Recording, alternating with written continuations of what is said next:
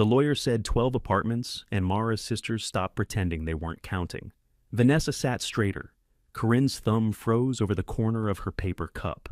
They had spent the first 10 minutes of the meeting praising fairness, family, and Grandma Evelyn's desire to keep everyone close.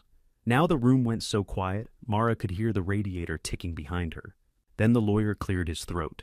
To my granddaughters, Vanessa Bennett Hale and Corinne Bennett, jointly, I leave the properties known as Calder Court and Linden Place, including all land, structures, leases, and related contents. Vanessa reached for Corinne's hand. It looked tender, unless you noticed how tightly she squeezed. And to my granddaughter Mara Bennett, I leave the property at 1843 Weller Street, subject to the existing tenancy of Arthur Bell. Corinne blinked. The little row house? Vanessa turned to Mara with an expression too careful to be sympathy. The one with the man still in it? Mara looked down at the signature on the copy in front of her. Evelyn Bennett, each letter shaky but recognizable. She had watched those hands weaken. She had buttoned those cardigans, trimmed those nails, warmed those fingers between her own at 3 a.m. 12 apartments for the sisters who visited. One leaking row house and its last tenant for the granddaughter who stayed. For one humiliating second, Mara wondered if Grandma had died angry with her. The attorney, Martin Keene, continued reading as though nobody's life had just been weighed on a postal scale. He was a narrow man with a silver mustache and a voice made for explaining deductibles. His office smelled of coffee, dust, and the lemon candy in the glass dish nobody had touched. Mara pressed her knee against the underside of the conference table until it hurt. "Does it say what the buildings are worth?" Vanessa asked. "Vanessa," Corinne murmured. "What? We need to know for tax purposes." Keene folded his hands. "Appraisals are being updated. The estate documents contain older valuations, but I would advise against relying on those." "And Weller Street?" Corinne asked. "Is that included in the appraisal?" "It is." Vanessa gave Mara a small smile. "See? It could be worth more than it looks." That was something Vanessa said when she wanted credit for comforting someone without the inconvenience of believing the comfort herself. Mara picked up her coffee. It had gone cold. She drank anyway. Keene worked through bank accounts, personal effects, and instructions for final expenses. Evelyn had not left much cash after the medical bills. There were modest amounts for a Baltimore animal shelter and the church whose services she had attended mainly for the music. Her dining table went to Corinne. Her pearl earrings went to Vanessa. Mara received Evelyn's sewing box and all family photographs not otherwise specifically designated. That almost made Vanessa object. Mara saw it gather behind her teeth. But Keene looked over his glasses and asked, "Any questions?" Vanessa had several. She wanted to know when she and Corinne could inspect the apartment records, whether leases could be changed immediately, and whether the estate would cover replacing the refrigerator in one of the units. Corinne took notes on the back of the funeral home envelope she had found in her purse. Mara had only one question, and she couldn't make herself ask it. Why him? She had met Arthur Bell twice, maybe 3 times.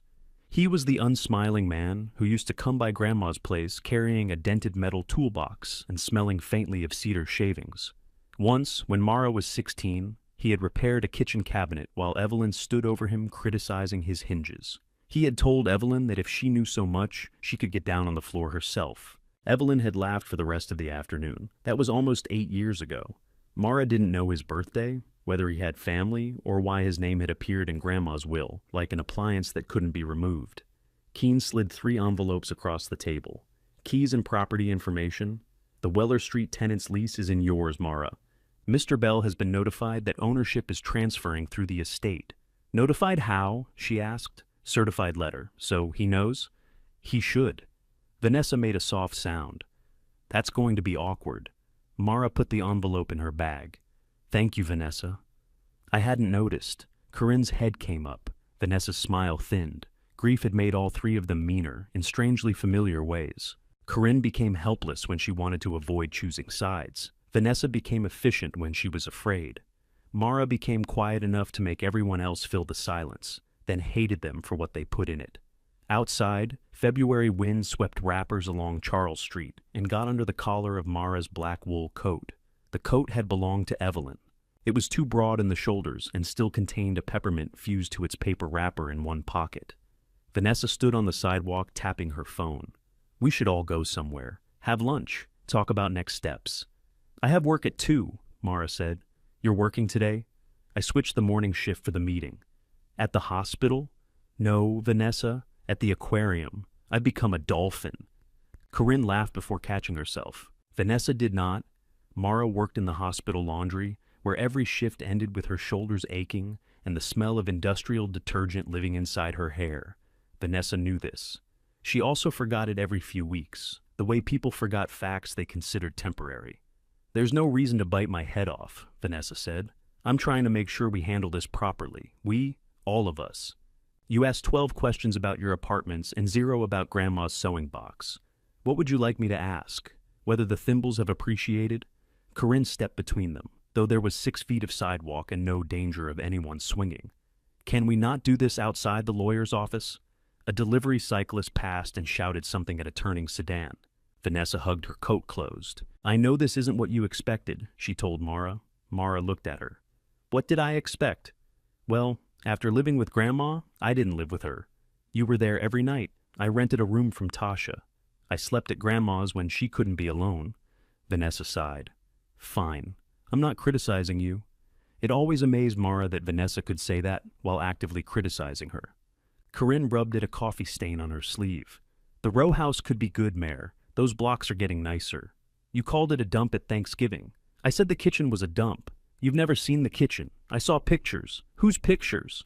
Corinne looked at Vanessa. There it was. Some conversation from which Mara had been absent, conducted while she had been measuring Evelyn's morphine or washing soup from a nightgown. Vanessa tucked her phone into her bag.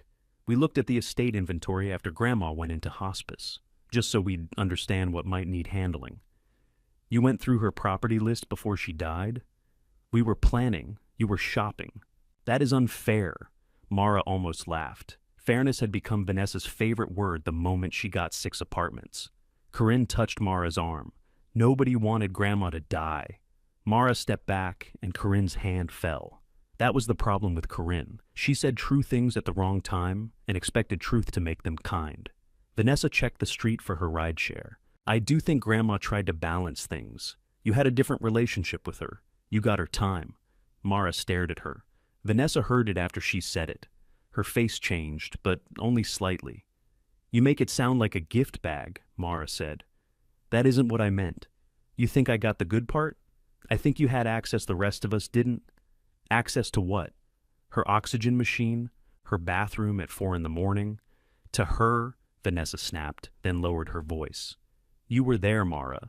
You got to have conversations. You got to know what she wanted. Corinne and I had our own lives. The sentence landed between them, honest and ugly.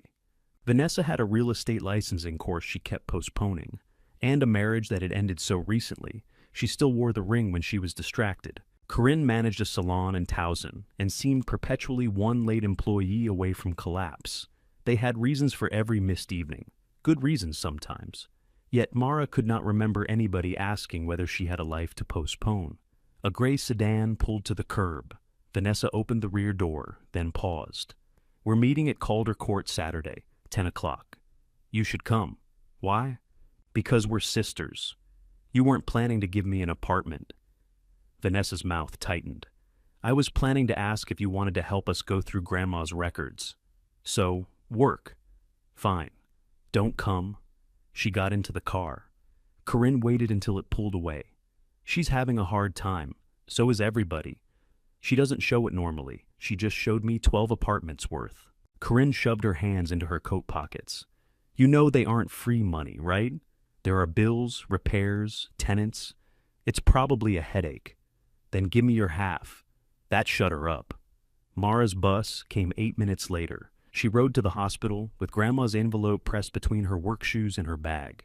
All afternoon, while feeding damp sheets into a machine hot enough to pinken her face, she kept hearing Vanessa say, You got her time.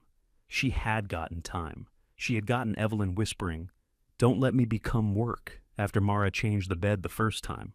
She had gotten the good mornings when Evelyn demanded lipstick before breakfast and called hospital oatmeal a personal insult. She had gotten the night Evelyn looked directly at her and said, Helen, tell those girls to stop fighting, mistaking Mara for the daughter she had buried years earlier.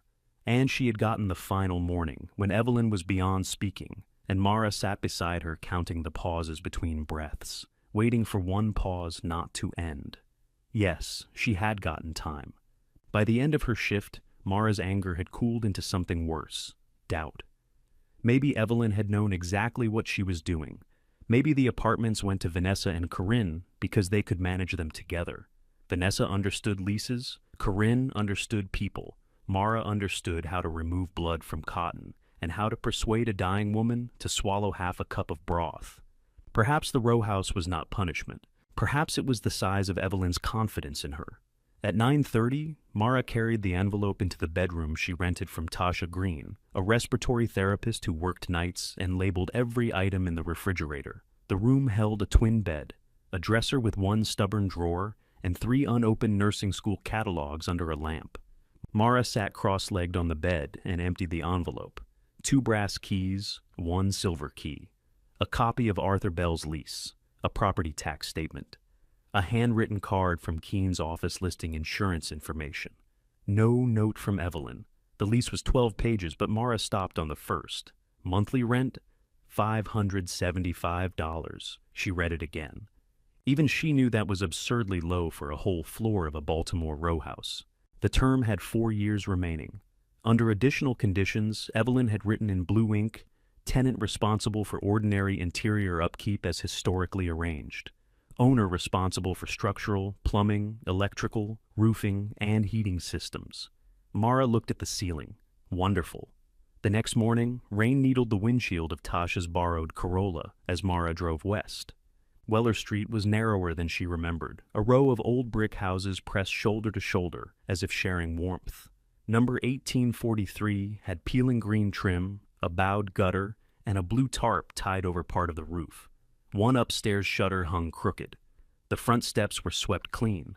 Arthur Bell sat on the top step in a brown work jacket, drinking from a thermos. He was smaller than Mara remembered, with a gray beard cut close to his face and heavy eyebrows that made his resting expression look accusatory. Beside him sat a metal toolbox, dented at one corner. Mara parked and stayed in the car long enough to feel foolish. When she finally approached, Arthur looked at the keys in her hand. "You, Evelyn's granddaughter?" "Mara, I know which one." She stopped at the bottom step. "Mr. Bell, I thought we should talk." "Good. Water's been running behind the kitchen wall since 6:15. Mara glanced at the house. "Running? Not rushing yet. Why are you sitting outside, waiting to see if my new landlord knows where the shutoff is?" Rain ticked against his thermos. Mara tightened her grip on the keys. "And if she doesn't?" Arthur stood, picked up his toolbox, and moved aside so she could reach the door. "Then we find out what else your grandmother left you." Mara climbed the steps and tried the first brass key. It stuck halfway into the lock. "The silver one," Arthur said. She switched keys. "Lift the knob. I am lifting it. You're touching it. Lift." She pulled upward, turned the key, and the door opened with a wet wooden groan. The entry smelled of coffee, old varnish, and something damp enough to have a shape. To the right, Arthur's front room was crowded but orderly. 2 armchairs, a scarred work table, a tall radio with its back removed, and narrow shelves holding jars of screws. A dining chair stood clamped upside down to the table, while glue dried along one leg. Straight ahead, a dark hallway led toward the kitchen. Mara heard the water before she saw it. A thin stream had pushed through a cracked square of paint behind the sink. It ran down the wall, slid behind the baseboard, and spread across the linoleum. Arthur had arranged towels around the puddle and set a yellow roasting pan beneath the worst drip. "You've been watching this since 6:15? "I've been containing it since 6:15. "Watching wouldn't do much. Why didn't you shut off the water?" "I shut off the valve under the sink." "Didn't stop it. Means the leak's farther back." Mara set her bag on a chair. "So where's the main shutoff?" Arthur looked at her. "Right," she said. "The test." "It's not a test. It's in the basement." "Then why didn't you?" "Because the basement door is on the owner's side." He pointed toward a narrow door in the hall. A brass padlock held it closed. Mara took out the keys again. Neither brass key fit. "The little key," Arthur said. "The silver key opens the front door. It opens the front door and the padlock. That seems unsafe. That seems like Evelyn. The silver key opened it." Behind the door, steep wooden stairs descended into darkness. Mara found a switch. One bare bulb came on below, illuminating brick walls, metal pipes, and a furnace that looked large enough to have opinions. Arthur went first, one hand on the rail. Halfway down, he glanced back. Shoes any good? They're waterproof. That wasn't the question. Mara's heel slid on the next step. She caught the railing and glared at the back of his jacket. The basement floor was uneven concrete. Shelves sagged beneath paint cans, jars, folded tarps, and objects that appeared to have been saved on the chance civilization might someday run out of bent nails. A washing machine stood in one corner beside a utility sink. Above them, water tapped inside the pipes. Arthur pointed behind the furnace. There, a red wheel valve sat between the wall and a thick iron pipe, nearly hidden by cobwebs. Mara crouched and reached for it. Other direction, Arthur said. I haven't moved it yet. You were about to. You don't know that. Your wrist told me. She tried turning the valve clockwise. It did not move. Arthur folded his arms. Do you want to help? I want you not to snap it. I'm not going to snap an iron valve with my bare hand. People get ambitious when they're embarrassed. Mara stood. Mr. Bell, if your goal is to make me sell this house before breakfast, you're doing beautifully. Something shifted behind his eyebrows. Not guilt exactly. Recognition, maybe. He took a small can from a shelf and sprayed lubricant around the valve stem. Let it sit. How long? Longer, if you stare at it. Upstairs, he poured coffee into a second mug without asking whether she wanted any. It was strong enough to taste scorched and came with a thumbprint on the rim. Mara drank it anyway, standing in the kitchen while the water continued its patient destruction. Arthur opened the cabinet beneath the sink and pulled out the soaked towels. The plumber Evelyn used? Mara asked. Retired. Do you know another one? I know 6. 2 won't come on Sunday. 1 drinks, 1 found religion and doubled his prices. 1's good but talks about cryptocurrency while he works. I'll take religion. You can't afford him. She lowered the mug. You don't know what I can afford. Arthur looked at her coat, her borrowed car through the kitchen window, and the small crack in her phone screen when she took it out. I know what Evelyn could afford, he said. She was behind on the roof and put off this wall twice. The wall was already leaking? Not like this. Then how? Pipe's old.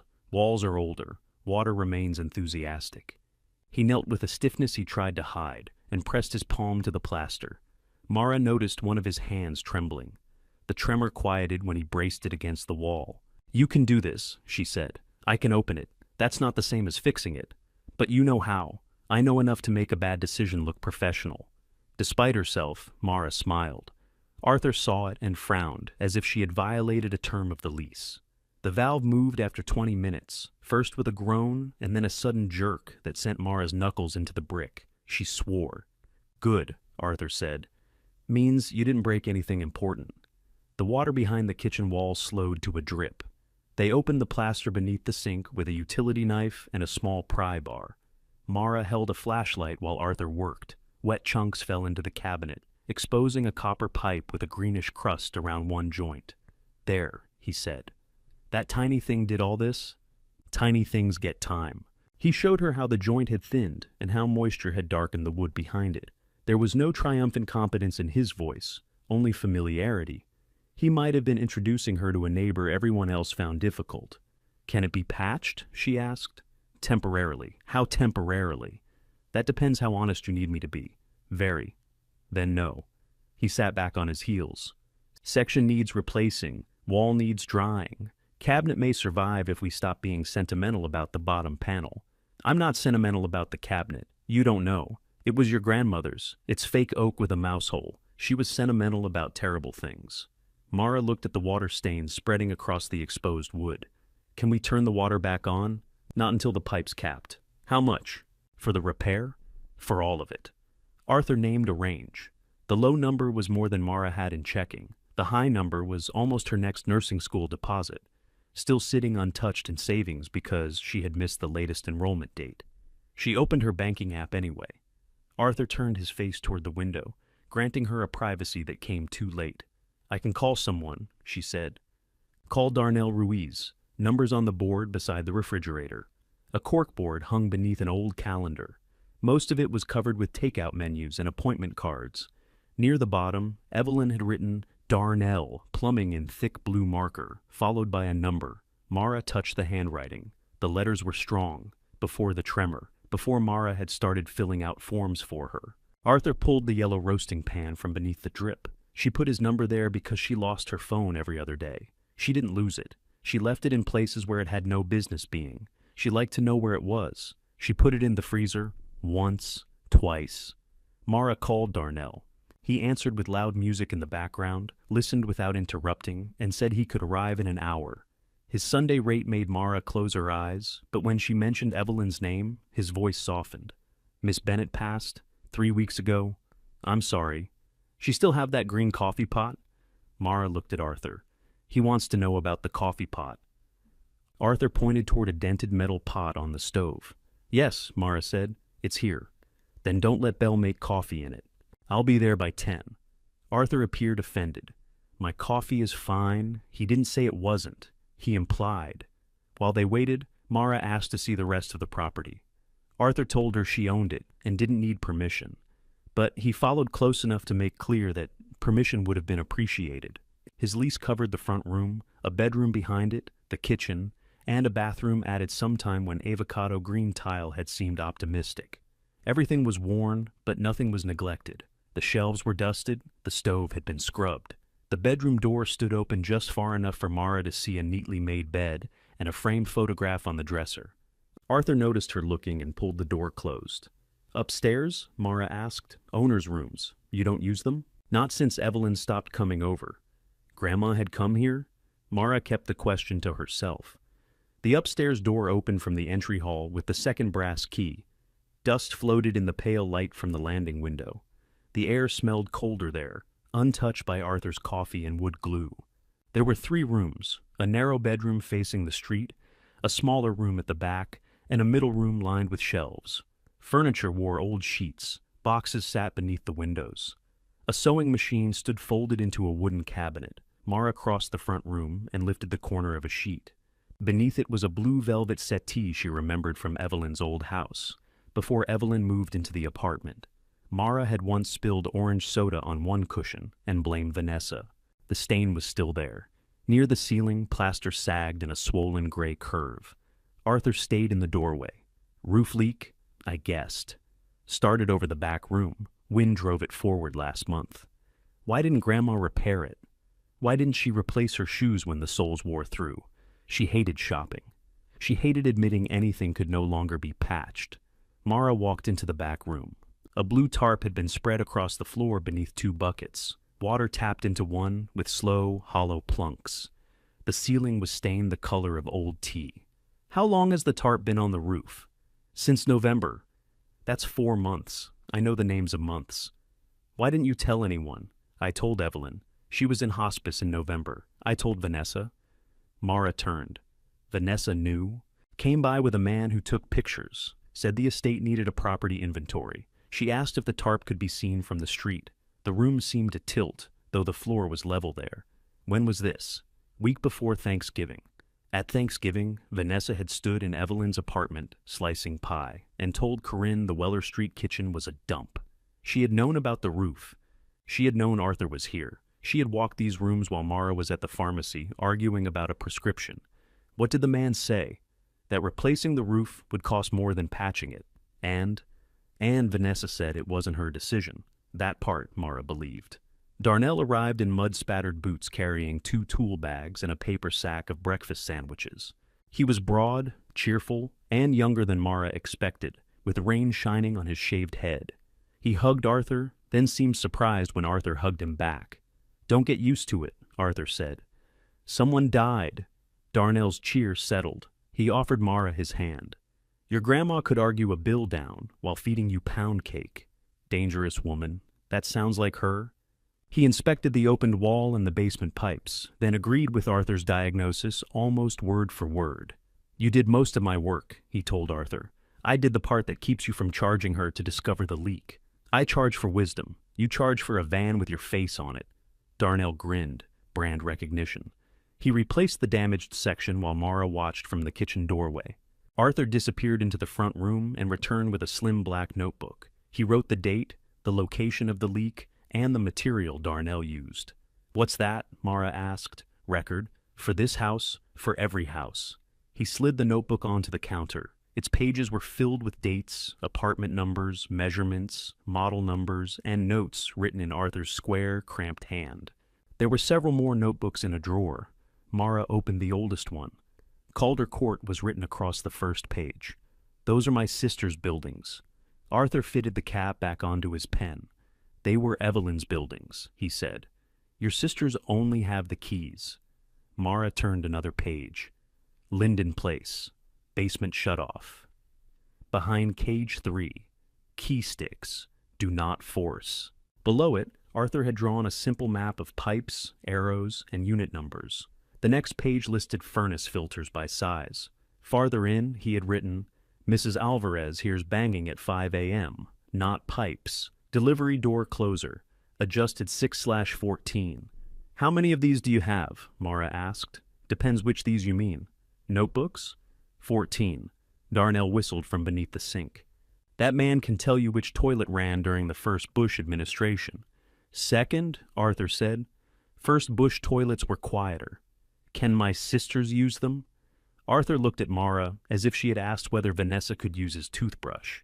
"They're my records, but they're about the buildings. So are my memories. Those don't belong to the estate either." Darnell leaned out of the cabinet. "I wouldn't lead with that if they ask nice." "They won't." Mara closed the notebook. "They might. Then we'll all enjoy the novelty." She wanted to defend Vanessa and Corinne, which irritated her almost as much as Arthur did. They were selfish, not monsters. Vanessa had taken pictures of a leaking roof while their grandmother was dying, but perhaps the attorney had asked her to. Corinne had called Mara every other morning during hospice, even if she usually spent those calls describing how guilty she felt for not coming. Families accumulated evidence in all directions. Mara knew that. She also knew which evidence she preferred. Darnell finished the repair in under an hour. When he turned the water back on, Mara stood beside the exposed wall, listening for a sound she hoped she would recognize. "What am I listening for?" she asked. "The sound of me needing to redo it," Darnell said. "And what does that sound like?" "Belle becoming happy." Arthur grunted. No water appeared. The pipes gave a shudder, then settled. Darnell wrote out an invoice on a carbon form. The number was near the low end of Arthur's estimate, but it still made Mara's stomach contract. She transferred money from savings on her phone, while Darnell pretended to inspect the faucet. "You don't have to pay all of it today," he said. "Yes, I do." "Half today, half in 30. She looked at him. "It's not charity," he added. "I charge interest." "How much?" "1 cup of Evelyn's coffee next time. Belle's making it, then cash only." Mara paid the full amount. After he left, Arthur began removing the wet cabinet floor. He worked without announcing that he had decided to work, fitting a pry bar beneath the warped particle board. "You said interior upkeep is your responsibility," Mara said. "This is interior. The pipe caused it. The pipe is done causing it." That's a very selective reading of the lease. Learned from a landlord? She crouched on the other side of the cabinet. "Tell me what to do." "Go home." "No." "Call a roofer." "I'm not calling a roofer before I know whether I'm keeping the house." The pry bar stopped. Arthur sat back. "Then don't. Don't call. Don't pretend the roof is the decision. It's a roof. It doesn't care who owns it. I inherited this house yesterday. You inherited it 3 weeks ago. Yesterday someone explained it." Mara felt the retort rise, sharp and ready. Then Arthur passed her the utility knife, handle first. "Cut along that seam," he said. "Not toward your thumb. I don't want to explain blood to the next landlord." They removed the ruined panel and propped a box fan in front of the cabinet. Arthur showed her how to clean the exposed wood with a diluted solution from beneath the utility sink. He did not praise her when she mixed it correctly. He merely stopped watching. By noon, the rain had eased. Mara stood beneath the bowed gutter outside and called 3 roofing companies. One could inspect in 2 weeks. One did not answer. The third agreed to come Tuesday afternoon and warned her there would be a fee. Arthur watched from the steps, eating one of Darnell's abandoned breakfast sandwiches. "What?" Mara asked. "You sound like Evelyn on the phone." "I do not. You say I understand when you mean I'm not paying that." "I was being polite. She called it that too." Mara looked up at the blue tarp. One corner fluttered in the wind. "Why was your rent so low?" she asked. Arthur chewed slowly. "Lease says what it says. The lease also says ordinary interior upkeep, as historically arranged. That isn't a normal phrase. Evelyn wasn't a normal landlord. What was the arrangement? I worked. For her, for the properties. She paid some invoices. Other times she took it off the rent. So the $575 was because you maintained the buildings. Partly. What was the other part? Arthur folded the sandwich wrapper into smaller and smaller squares. My wife got sick. We moved here because the stairs at our old place were worse. Mara waited. He looked toward the front window. Evelyn lowered the rent. I told her I didn't need favors. She told me it wasn't a favor if she planned to be insufferable about it. What was your wife's name? Lucille. The name rested between them only briefly before Arthur stood. Roofers will try to sell you new plywood whether you need it or not, he said. Make them show you. He went inside, leaving the folded wrapper on the step. Mara picked it up before the wind could. The roofer showed her on Tuesday. Rot had spread beneath the rear section. The tarp had slowed it, not stopped it. The front could be patched for now, but the back needed to be stripped and rebuilt before another hard storm. He handed her an estimate printed from a small machine in his truck. Mara read the total twice. That includes disposal? She asked. It includes everything. What if I dispose of it? He looked at her hospital laundry uniform. You own a roofing dumpster? No. Then it includes disposal. Arthur stood inside the doorway, saying nothing. He waited until the truck was gone. How bad? He asked. You heard. I heard numbers. Numbers can be bad in different ways. The kind where I either sell the house or stop eating. You'd get hungry before closing. Thank you. She tucked the estimate into her bag beside the keys. Would you stay if someone else bought it until my lease ends? And then, depends who bought it. What if they wanted you out sooner? They can want things. Mara studied him. You really aren't worried? Arthur looked up at the sagging gutter. Worry is noisy. Doesn't mean it isn't there. Before she left, he handed her a sheet torn from one of his notebooks. It listed 3 other roofers, 2 with stars beside their names, and one marked, talks too much, but honest. I thought your records were private. That's not a record. That's an opinion. Mara called all 3. By Saturday, she had 2 more estimates, neither low enough to feel merciful. She carried them in her bag when she arrived at Calder Court at 10:15. Vanessa was standing in the entry hall beside a young man in a fitted navy suit. Corinne sat on the stairs with a legal pad balanced on her knee. You're late, Vanessa said. I'm not on the deed. You can't charge me. The man laughed. Vanessa did not. This is Scott Mercer from Harbor Residential. Scott shook Mara's hand with the energetic grip of someone who expected to be remembered. We help small owners turn passive property into active performance. Mara glanced at Corinne. Corinne widened her eyes slightly, confirming she had no idea what that meant either. Calder Court was a 3-story brick building with 6 apartments, black and white tile in the foyer, and brass mailboxes polished thin around the slots. It smelled faintly of fried onions and floor wax. Evelyn had kept a wooden chair near the radiator for residents waiting on rides. The chair was gone. Where's Grandma's chair? Mara asked. Vanessa gestured toward a pile beside the basement door. Scott says we need to declutter shared spaces. The chair lay on its side beneath a broken mop bucket. One of its arms was loose. Mara set it upright. We're doing a walkthrough, Corinne said quickly. Looking at what needs updating. Updating or repairing? Both, Scott said. The building has good bones, but the rents are substantially under market. Vanessa watched Mara's face. We're gathering information. Nobody has decided anything. A door opened on the first floor. A woman with silver braids stepped into the hall carrying a canvas grocery bag. Mara recognized Denise Carter, who had delivered sweet potato pie to Evelyn every Christmas and refused to share the recipe. Denise looked from Vanessa to Corinne to the man in the suit. You're Evelyn's granddaughters. We met at the memorial, Vanessa said warmly. Yes. You cried into my scarf. Corinne made a choking sound that might have been a laugh. Denise noticed Mara beside the chair. Honey, what did they do to that? I'm still collecting evidence. Vanessa crossed her arms. We moved it out of the fire path. It's been in that corner since 1999, Denise said. If there was a fire, Evelyn planned to ride it down the stairs. Scott smiled professionally. We're just bringing the property into compliance with current best practices. Denise looked at him. Who are you? He's advising us, Vanessa said. On chairs? On management? Denise shifted her grocery bag to the other hip. Then he can advise you about the heat in 2B. It knocks all night, and Walter's been calling since Wednesday. Scott turned to Vanessa. Do we have an open ticket? Vanessa looked at Corinne. Corinne searched her legal pad. There was a voicemail. I thought it was Linden Place. It's here, Denise said. Walter Ruiz, second floor. Mara's attention sharpened. Knocking in the radiator or the wall? The pipes. Starts around 11. Does it stop if he turns the valve all the way open? Denise considered. Evelyn used to tell people not to leave them halfway. Scott's smile faded by 1 degree. We'll inspect the system. Mara reached into her bag. She had brought the page Arthur tore out, not his notebooks. Still, she could see his square handwriting in her mind.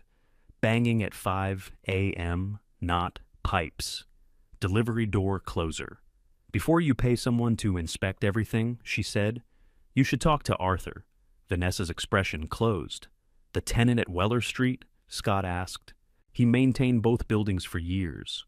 He no longer does, Vanessa said. Why not? We had concerns about his billing. Mara looked at her. You accused him of padding an invoice. I asked for clarification. Did you get it? He became hostile. That means yes, Corinne said softly. Vanessa turned. Excuse me? Corinne stared at her legal pad. I remember. It was the boiler pump at Linden. Grandma showed me the receipt. Arthur charged less than the part cost because he used a supplier credit. For once, Vanessa had no immediate answer. Denise moved toward the stairs. Mr. Bell fixed my ceiling after that upstairs toilet came through it. Didn't charge Evelyn for the last 2 days. Scott adjusted his cuff. Historical knowledge can be useful, but professional management creates consistent systems. Arthur had a system, Mara said. And where is it? In 14 notebooks he doesn't want to give you. Vanessa stared at her. You've seen them? Some. They belong to the properties. They belong to him. They contain information about our buildings. Then maybe you shouldn't have called him a thief. The front door opened behind them, admitting a draft and a man carrying 2 paper grocery bags. He nodded to Denise, stepped around the chair, and continued upstairs. Vanessa waited until his footsteps faded. You inherited a house 2 days ago, she said quietly. That doesn't make you an expert. No? Then stop acting like Grandma appointed you to supervise us. Mara looked at the loose arm of Evelyn's chair, the management consultant standing where it used to sit, and the blank page beneath Corinne's list of forgotten calls. She didn't appoint me to anything, Mara said. She just left me the person who knows what you own. That, Vanessa said, is exactly what I mean. What do you mean? You're enjoying this. Mara almost answered too fast. The satisfaction was there, small and ugly, in watching Vanessa discover that the buildings required knowledge she had dismissed. Denying it would make Vanessa wrong about the facts and right about Mara. I'm not enjoying Walter's heat keeping him awake. You know what I'm talking about. Scott stepped forward with both palms visible, as though easing strangers apart in an elevator. It's normal for transitions to stir up strong feelings. What's important is that ownership has a clear operational structure. Denise paused on the second landing. Ownership needs to bleed that radiator first. Scott glanced upward. We'll include it on the maintenance ticket. She just told you Walter's been calling since Wednesday, Mara said. And we're responding. On Saturday. I'm here on Saturday, aren't I? Vanessa gave Mara a look that said, see? A professional. Corinne closed her legal pad. Why don't we go upstairs and look at it? We're not licensed HVAC technicians, Scott said. No, but I'm licensed to listen to knocking. Corinne stood. That's most of my job at the salon. Denise led them to the second floor. Walter Ruiz was a retired postal clerk with a thin mustache and a habit of wearing collared shirts even at home. He answered in slippers and invited all 5 of them inside as if he had been expecting a committee. The apartment was warm enough to fog Mara's glasses. It's not that the heat doesn't work, he explained. It works like it has a grudge.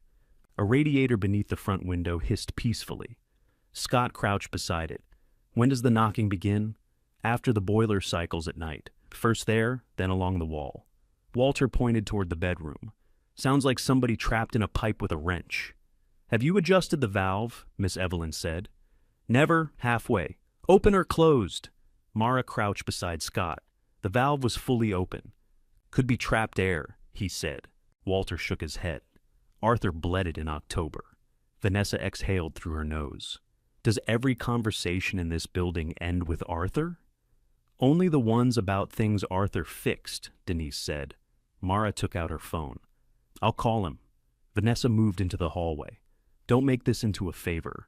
What would you like me to make it into? We can hire someone. Then hire someone. Scott stood. I have a contractor who can come Monday. Walter glanced toward the bedroom as a pipe gave one polite metallic tick. Arthur can probably tell us in 30 seconds, Mara said. Then ask him, Vanessa replied. But be clear that we're not retaining his services.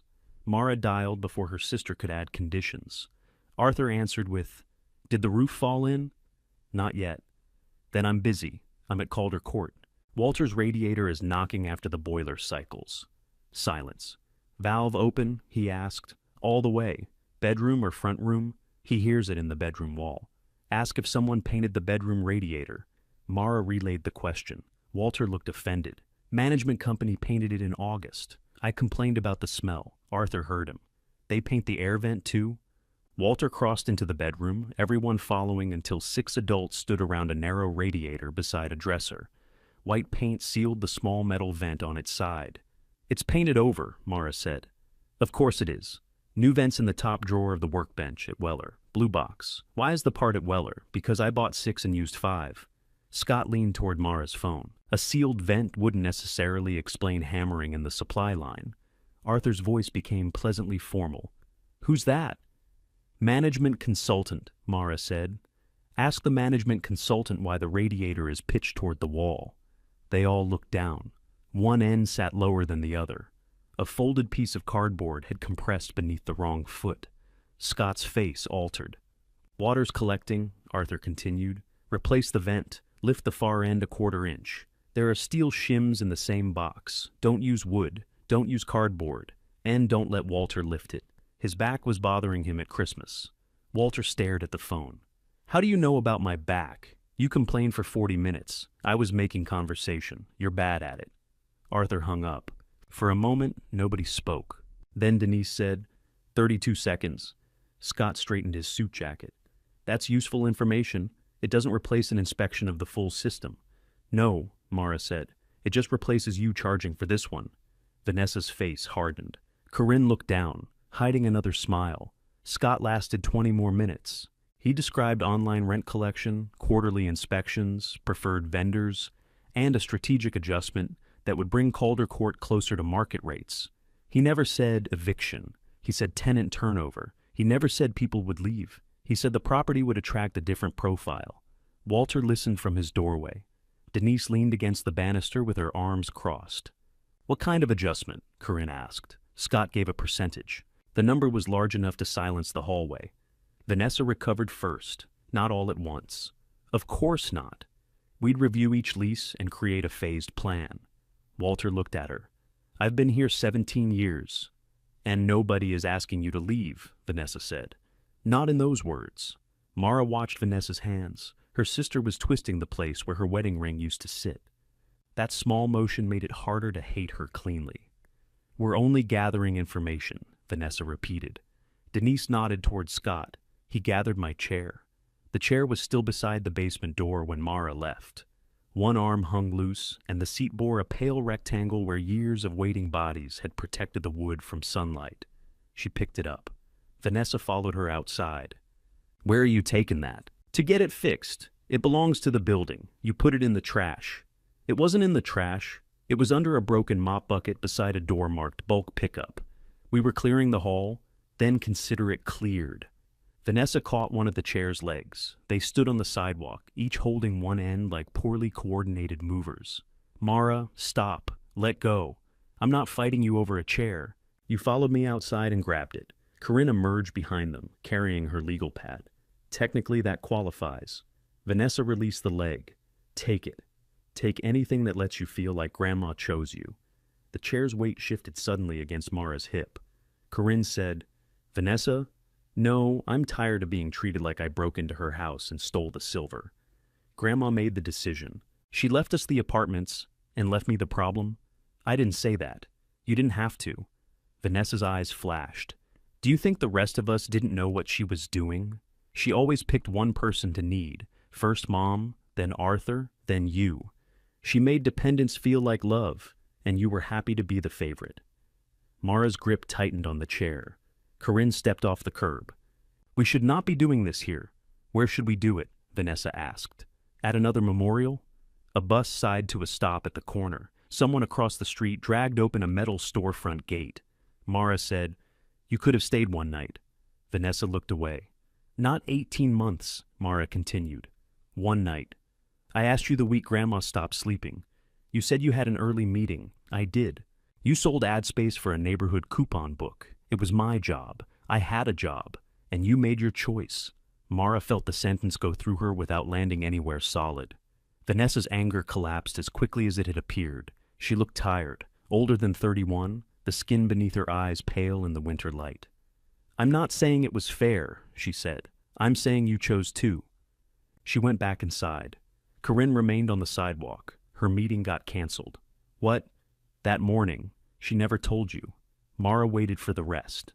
Corinne stared at the legal pad. She drove to Grandma's building, sat in her car for almost an hour. She called me crying and said she couldn't go upstairs. That's supposed to make it better? No. Corinne's voice was quiet. It's just what happened. Mara put the chair into Tasha's back seat. It barely fit.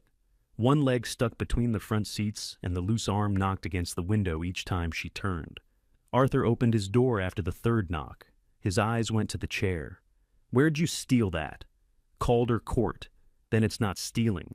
That building owed you something. You know it? I repaired that arm in 2008. It didn't take. It lasted 17 years. How long do you need an arm to last? Mara carried it into the front room. Arthur cleared space beside his work table, then turned the chair over and examined the joint. Somebody moved it by the arm, he said. Scott Mercer. Don't know him. He creates active performance. Is that a disease? He's the management company Vanessa wants to hire. Arthur made a low sound and reached for a screwdriver. She wants your notebooks, Mara said. No, I told her they were yours. Good. But Walter's radiator vent was painted shut, and the pipe was knocking. I know. You couldn't have known before I called. I knew somebody would paint one eventually. That's why I bought 6. He removed 2 screws from beneath the chair seat. His right hand trembled as he set them into a dish, but the screwdriver stayed steady against the metal. Why did you stop working for Grandma? Mara asked. I told you. No. You said Vanessa accused you. That's why you stopped working for Vanessa. Arthur's gaze remained on the chair. What happened between you and Grandma? Nothing happened. You worked on her buildings for 22 years, then stopped. She let the Weller roof rot while paying $575 in rent. Something happened. The screwdriver slipped. Arthur set it down with care. Your grandmother came here in October, he said, before hospice. Climbed those stairs without telling anybody. Mara remembered Evelyn's fall that month, the bruises along her left side, the insistence that she had tripped near her own bathroom. She fell here? She came to ask me to go back to the buildings. I told her no. We argued. She went upstairs anyway. You let her? You ever try stopping Evelyn? You should have called me. She told me you had enough. Mara could hear Grandma saying it, brisk and protective, making decisions about everybody's limits except her own. Arthur turned the chair upright. She fell on the landing, wouldn't let me call an ambulance, wouldn't let me call you. Said if I did, you'd quit school for good. I wasn't in school. She knew that. The room seemed too warm. What else did she say? Arthur picked up the loose arm and tested the split joint with his thumb. She said she'd already taken too much from you. Mara stood very still. And then she left me this house. Arthur looked at her for the first time. Maybe, he said, she thought a house was something you could put down. Mara looked at the chair between them. That doesn't make sense. Most things she said before lunch didn't. I mean, leaving me a house because she thought she took too much from me. A house with a ruined roof and a tenant. Don't forget the gutter. I'm trying. Arthur picked up the screwdriver again. People apologize in the language they know. She didn't apologize. No.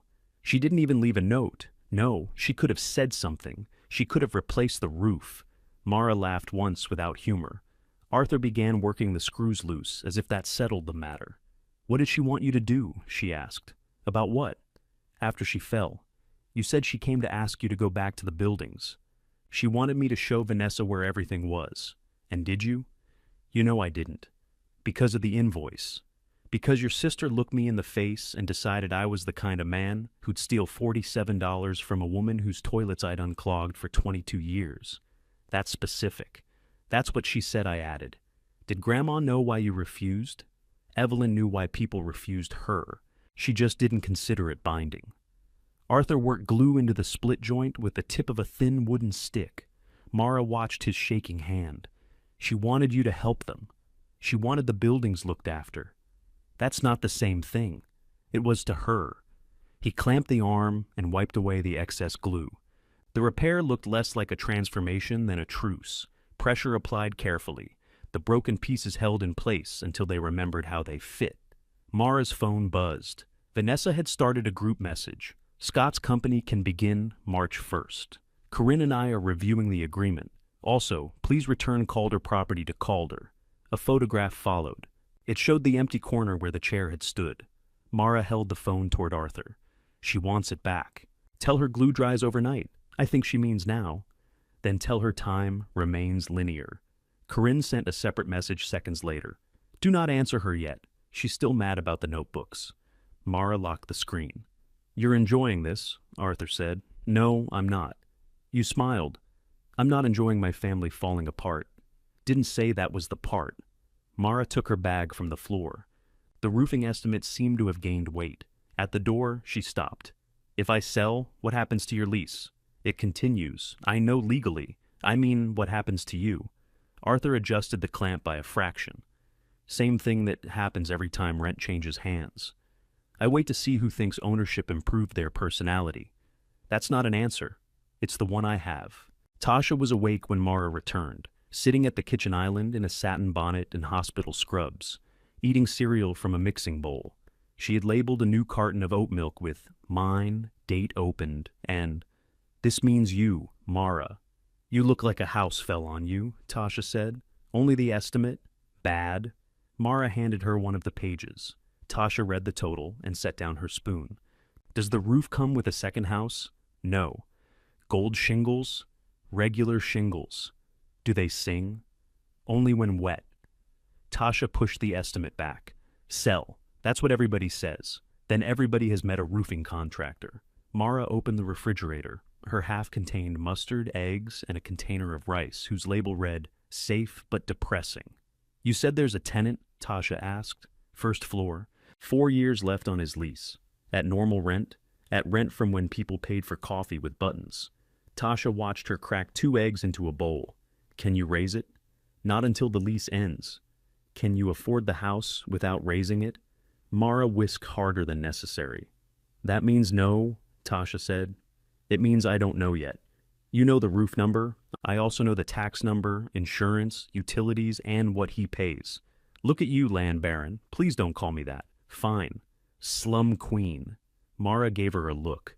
Tasha's smile faded. I'm sorry. You don't have to be. I do, actually. There's a limit to jokes before they become things your family would say. Mara poured the eggs into a pan. The burner clicked 3 times before lighting. Tasha stirred her cereal. Speaking of money, the condo fee went up again. Mara turned. I wasn't going to tell you today. That's what people say when they tell you today. I can cover next month. After that, I need another $150 for the room. Mara stared at the eggs as their edges turned white. Tasha hurried on. I'm not making money off you. You can see the notice. Building insurance went up, water went up, everything went up except my desire to work. I believe you. I hate asking. I know. If you need time, we can figure something out. Mara nodded. It was easier to accept bad news when nobody had caused it on purpose. It was also harder to be angry at. That night, she lay awake beneath the soft whine of the ceiling fan and calculated until every number began to look personal. She could pay Tasha's increase and continue saving. She could pay for a patch on the front roof and gamble on the rear. She could put the full replacement on credit and spend years feeding interest. She could move into the owner's rooms at Weller Street, but not until the roof and ceiling were safe, which required money she might save by moving. The house had created a circular problem with excellent masonry. At 2 in the morning, she searched recent row house sales. Renovated properties looked bright and impossible, all white kitchens and black faucets. Unrenovated ones were described as opportunities. Tenant-occupied ones were described with exclamation points, which she distrusted. By sunrise, she had filled 3 notebook pages and reached the same conclusion Tasha had reached before finishing her cereal. Sell. Vanessa answered on the second ring. "I know an agent," she said before Mara finished. "Of course you do. Her name is Lisa Kramer. She helped with the valuation photos." "The photos you took before Grandma died?" A pause. "Yes. Was Lisa the person with you at Weller Street?" "Yes." Mara pushed aside a basket of folded hospital towels and lowered her voice. She was on break in a storage room because it was the only place without fluorescent conversation. "Why didn't you tell me about the roof? It wasn't yours then. It was Grandma's. And Grandma wouldn't let us do anything. You could have told me. You were already handling her appointments, medication, food, laundry, and every crisis she manufactured because she didn't want to admit she needed hospice. What would telling you have done besides give you one more thing to fail at fixing?" The words were harsh. The question was not. Mara sat on an overturned supply bin. Vanessa continued, more quietly. "You think I didn't see what was happening to you. I think you saw from a safe distance." "Yes," Vanessa said. "I did." Mara had been prepared for denial. Agreement left nowhere to put the anger. "Give Lisa my number," she said. Lisa arrived at Weller Street 2 days later, in a cream-colored coat and sensible rubber-soled boots. She was in her 50s with reading glasses on a beaded chain and the unflustered manner of someone accustomed to strangers blaming her for square footage. Arthur opened the door before Mara could use her key. "You're the picture woman," he said. "Lisa Kramer, good to see you again. Is it?" She smiled. "You haven't decided." Arthur looked at Mara. "You have. I'm getting information. That's how decisions dress when they don't want company." Mara gave him written notice before asking to see the leased rooms. She had found a template online, printed it at the hospital, and signed 2 copies. Arthur read every line. "You spelled premises right," he said. "I work very hard. You listed inspection as the purpose. That's what this is? Not showing? No buyers? Just Lisa." He folded the notice and tucked it into his shirt pocket. Then inspect. The house seemed meaner with a real estate agent inside it. Lisa photographed the kitchen wall, measured the upstairs rooms, checked windows, and made notes about the roof. She praised the original trim and said the block had shown movement, which Mara assumed meant prices, not geography. In Arthur's front room, Lisa paused beside the work table. "You do beautiful work." Arthur was sanding the edge of a cabinet door. "Sometimes." She ran one finger above, not on, the polished wood of the repaired chair. "This could sell. It already has a home." The glue had dried. The clamp was gone. The loose arm sat solidly in place, though Arthur had not refinished it enough to erase the repair. A faint line remained in the wood. Lisa completed her notes on the front steps. "The lease is the major complication," she said. Arthur's sanding stopped inside. Mara kept her voice low. "It transfers to a buyer." "Yes. And at $575, most owner-occupants won't consider it. Investors will discount for the rent, the roof, and the condition." "How much?" Lisa showed her a range. Even the high end, minus repair concessions and selling expenses, would leave Mara with less than she had imagined. It was still money, more than she had ever possessed, enough for nursing tuition and a used car that did not belong to Tasha. "What kind of buyer?" Mara asked. "Most likely cash, someone prepared to wait out the lease or negotiate an early departure with the tenant." Behind the front window, the sandpaper went silent. "Negotiate how? Offer relocation money." "Sometimes tenants prefer that. And if he doesn't, the lease remains." Lisa tucked her tablet into her bag. "I'll be honest. An occupied property in this condition won't inspire gentle offers. That doesn't mean you shouldn't list. It means you should know what you're inviting." After she left, Mara found Arthur in the front room, covering the repaired chair with an old sheet. "You heard her," Mara said. "House has thin walls. I haven't listed it.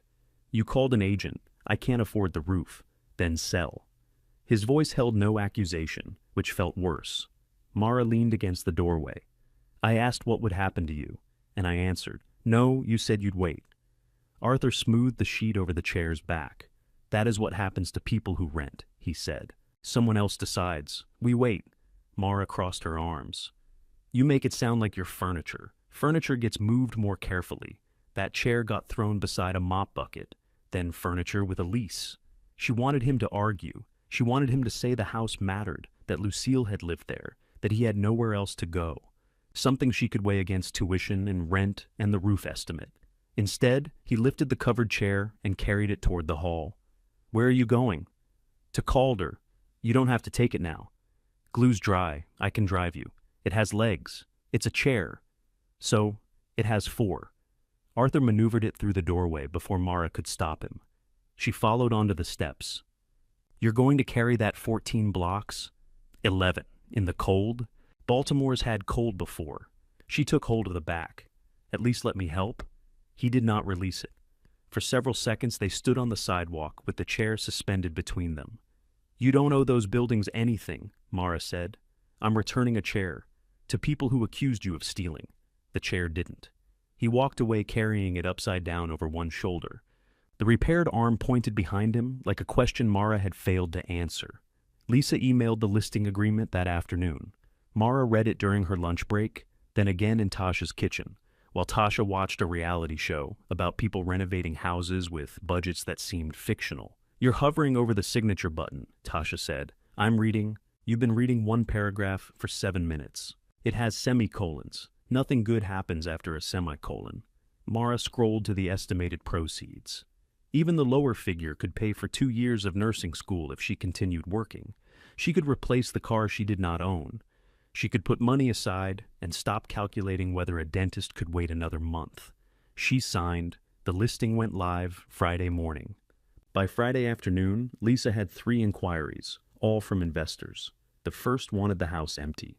The second asked whether the tenant was cooperative. The third, a man named Rick Danner, agreed to tour it occupied and said he had experience with inherited properties.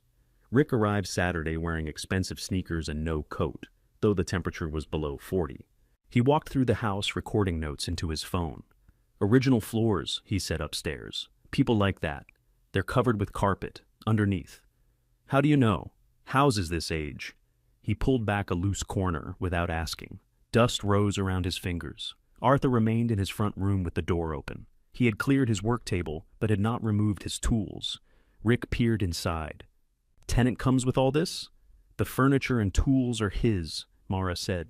I mean, he's in place. He lives here. Rick smiled as though she had made a small semantic error. Right.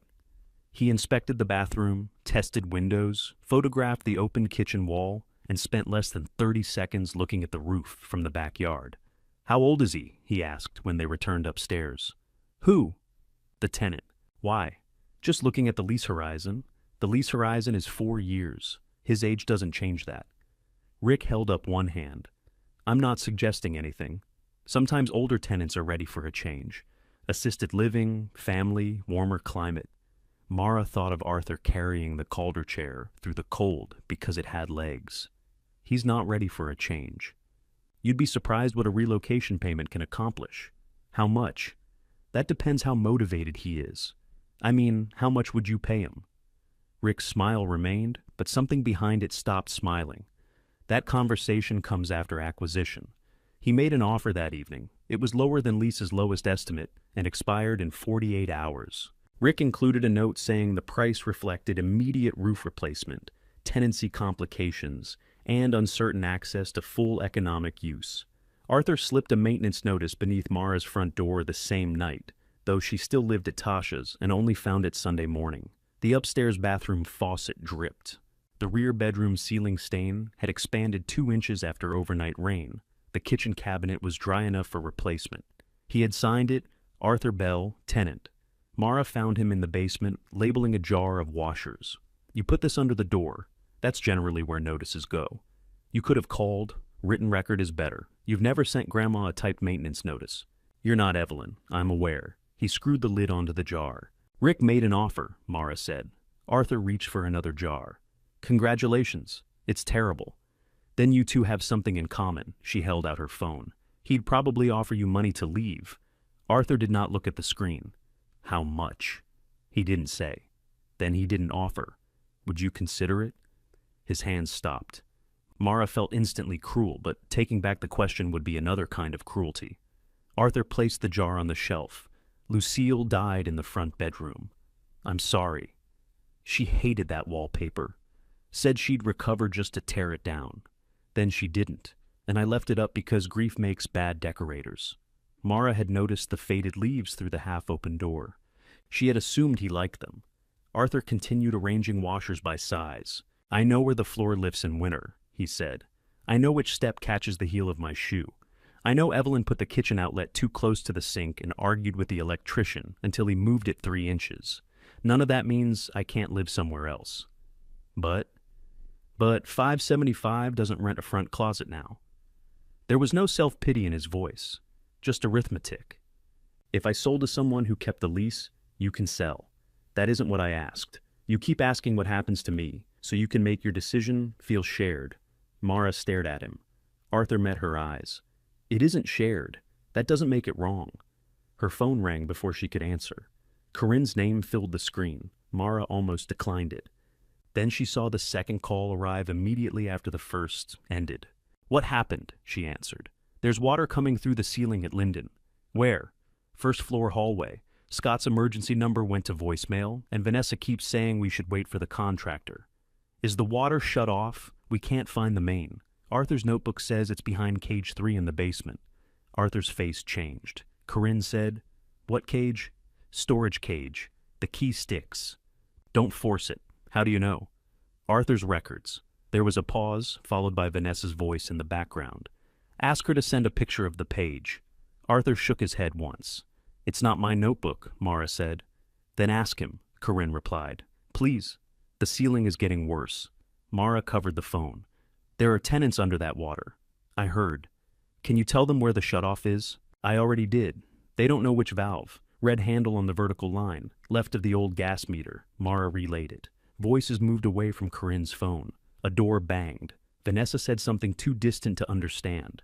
Then Corinne cursed. What? The key won't turn. Lift the cage door while you turn it, Arthur said loudly. Corinne heard him. Arthur? No. What do you mean, no? I mean, this is a telephone. Despite everything, Mara laughed. Arthur took the phone from her. Lift the right side of the cage. Turn the key slowly. If Vanessa forces it, make her pay for the locksmith herself. Vanessa's voice came closer. I can hear you. Good. Saves time.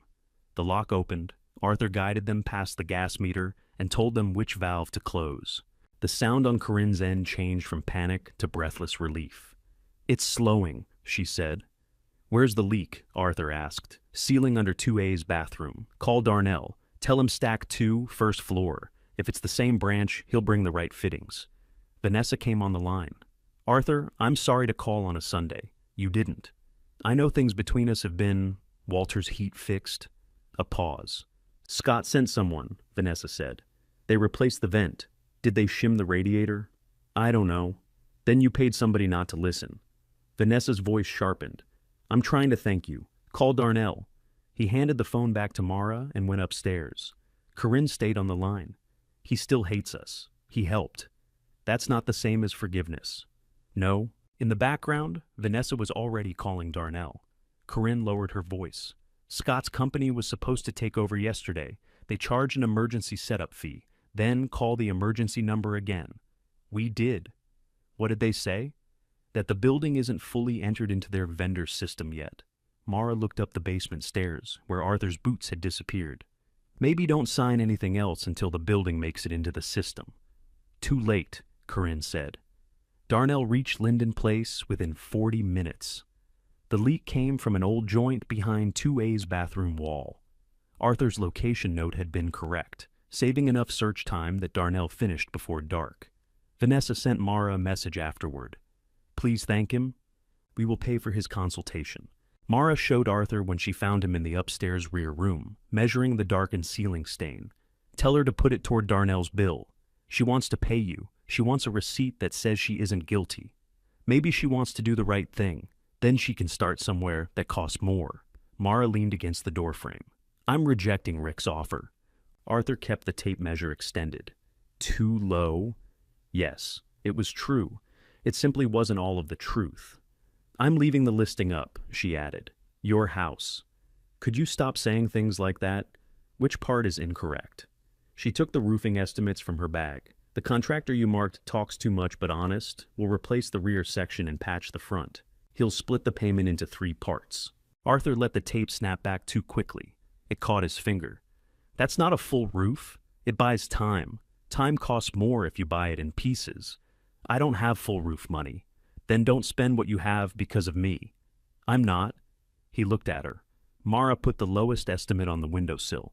Tasha has to raise my rent. Once the rear roof is safe and the ceiling is repaired, I can move upstairs. Arthur's expression did not soften. It became harder to read. You'd live here? It came with owner's rooms. They need work. I'm learning. The heat upstairs sticks. You can show me. The front window leaks. You can show me. Those stairs are worse when you're carrying laundry. I'm excellent at laundry. Arthur glanced around the water-stained room, as if seeing not damage but an intrusion he had not prepared for. When? He asked. Roof work starts in 3 weeks. That's not what I asked. Mara understood. She looked at the tape measure in his unsteady hand, the buckets beneath Grandma's ceiling, and the estimate that would empty most of her savings without solving everything.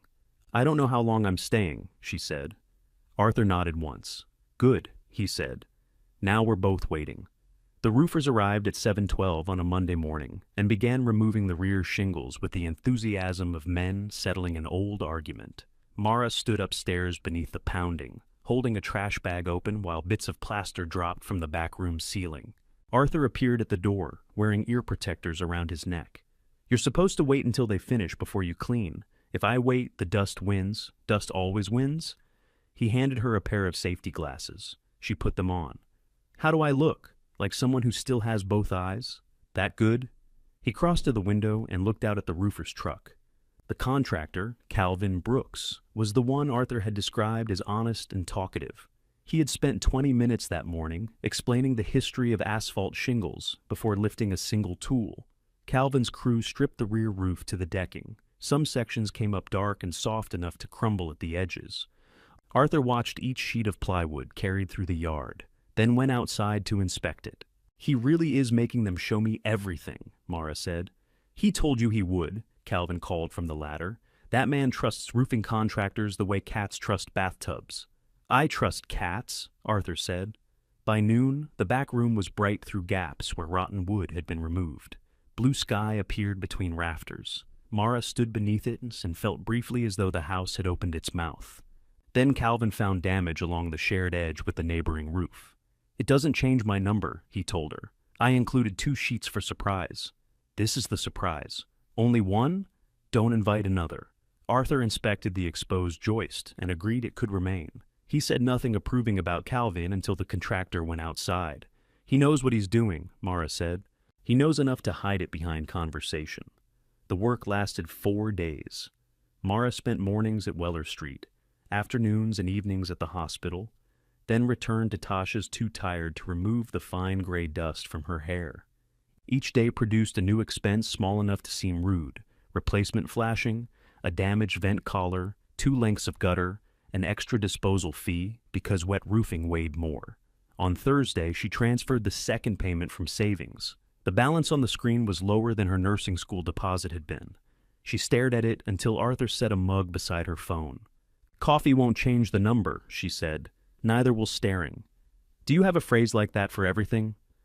Only things people do, often? She took a drink. His coffee had improved, or she had grown tired enough to stop objecting. Calvin finished the rear roof, patched the front section, and made Mara climb halfway up the ladder to see the repaired flashing. I hate this, she said, gripping the rung. Good, he replied from above. People who enjoy ladders become roofers or statistics. The roof looked ordinary when it was done. No shining transformation, no visible proof of what it had cost. Just dark shingles lying flat beneath a colorless sky. Arthur stood on the sidewalk with his hands in his jacket pockets.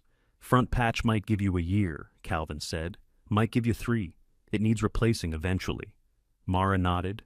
Eventually is a date, Arthur said. Write one down. Calvin pointed at him. That's why nobody invites you to weddings. After the truck left, Mara wrote, Front roof, reassess. September on the blank April page of Evelyn's old kitchen calendar. Arthur crossed out September and wrote August. She did not argue. The upstairs ceiling repair took another week because Mara insisted on doing the simple parts herself. Arthur showed her how to test whether the remaining plaster was sound, then made her tap every section while he listened. "That one's hollow," she said. "No, it sounds hollow. It sounds thinner. Different problem. How can you tell? Do it for 20 years. Can you give me an answer that fits my schedule?" "No." He made her sign out his tools in a small green notebook. "I own the house," she reminded him. "You don't own the putty knife." She wrote Mara, putty knife, utility knife, small pry bar, and added date unknown. Arthur turned the notebook around and wrote the date beneath it. When Mara removed the damaged ceiling edge too aggressively and brought down a larger piece than intended, he did not say "I told you so." He looked at the debris on the tarp and said, "Now you know where it stops." It was strangely worse. Tasha arrived on moving day with her Corolla, 2 rolls of trash bags, and a box of labels. "You labeled the labels," Mara said. "Top, side, fragile, room. You can't build a system during a crisis. This is 6 boxes and a lamp. Every collapse begins with somebody underestimating a lamp." Arthur watched from the front steps as they carried Mara's dresser drawers inside one at a time. "This is Tasha," Mara told him. "She owns the room I'm escaping." "I'm raising her rent," Tasha said. "I'm the villain." Arthur nodded. "Thought it might be the lamp." Tasha stared at him, then laughed so hard she nearly dropped a box of shoes. The front bedroom was dry, though a brown watermark remained near the ceiling from the old leak. Mara put her bed beneath the opposite wall. The blue velvet settee stayed covered in the middle room, along with most of Evelyn's boxes. She moved the sewing cabinet beside the window and stacked her catalogs on top of it. Arthur noticed. "You sew?" "No." "Then that's appropriate. They're nursing school catalogs." "I can read. I postponed. I didn't ask." She looked at him. "Most people do. Most people want answers they can use to give advice." "What do you want?" "To know if that dresser blocks the outlet." It did. He helped her move it 3 inches left. By late afternoon, Tasha had labeled the upstairs bathroom cabinet, the kitchen shelf Mara would use, and the breaker box in the basement. Arthur objected to her label reading, "Mystery switch, do not touch." "It controls the back exterior light," he said. "Then why didn't it come on?" Tasha asked. "Bulb's out." She replaced the label with backlight, bulb out, which seemed to satisfy both of them. Corinne arrived carrying 2 pizzas and a plastic bag of work gloves. "I didn't know what kind," she said, "so I bought medium and large." Arthur opened the pizza boxes. "No small?" "Do you need small?" "No. I'm identifying a weakness in your system." Corinne looked at Mara. "Is he always like this?" "He improves after coffee." "I do not." They ate in Arthur's kitchen because the upstairs rooms had no table.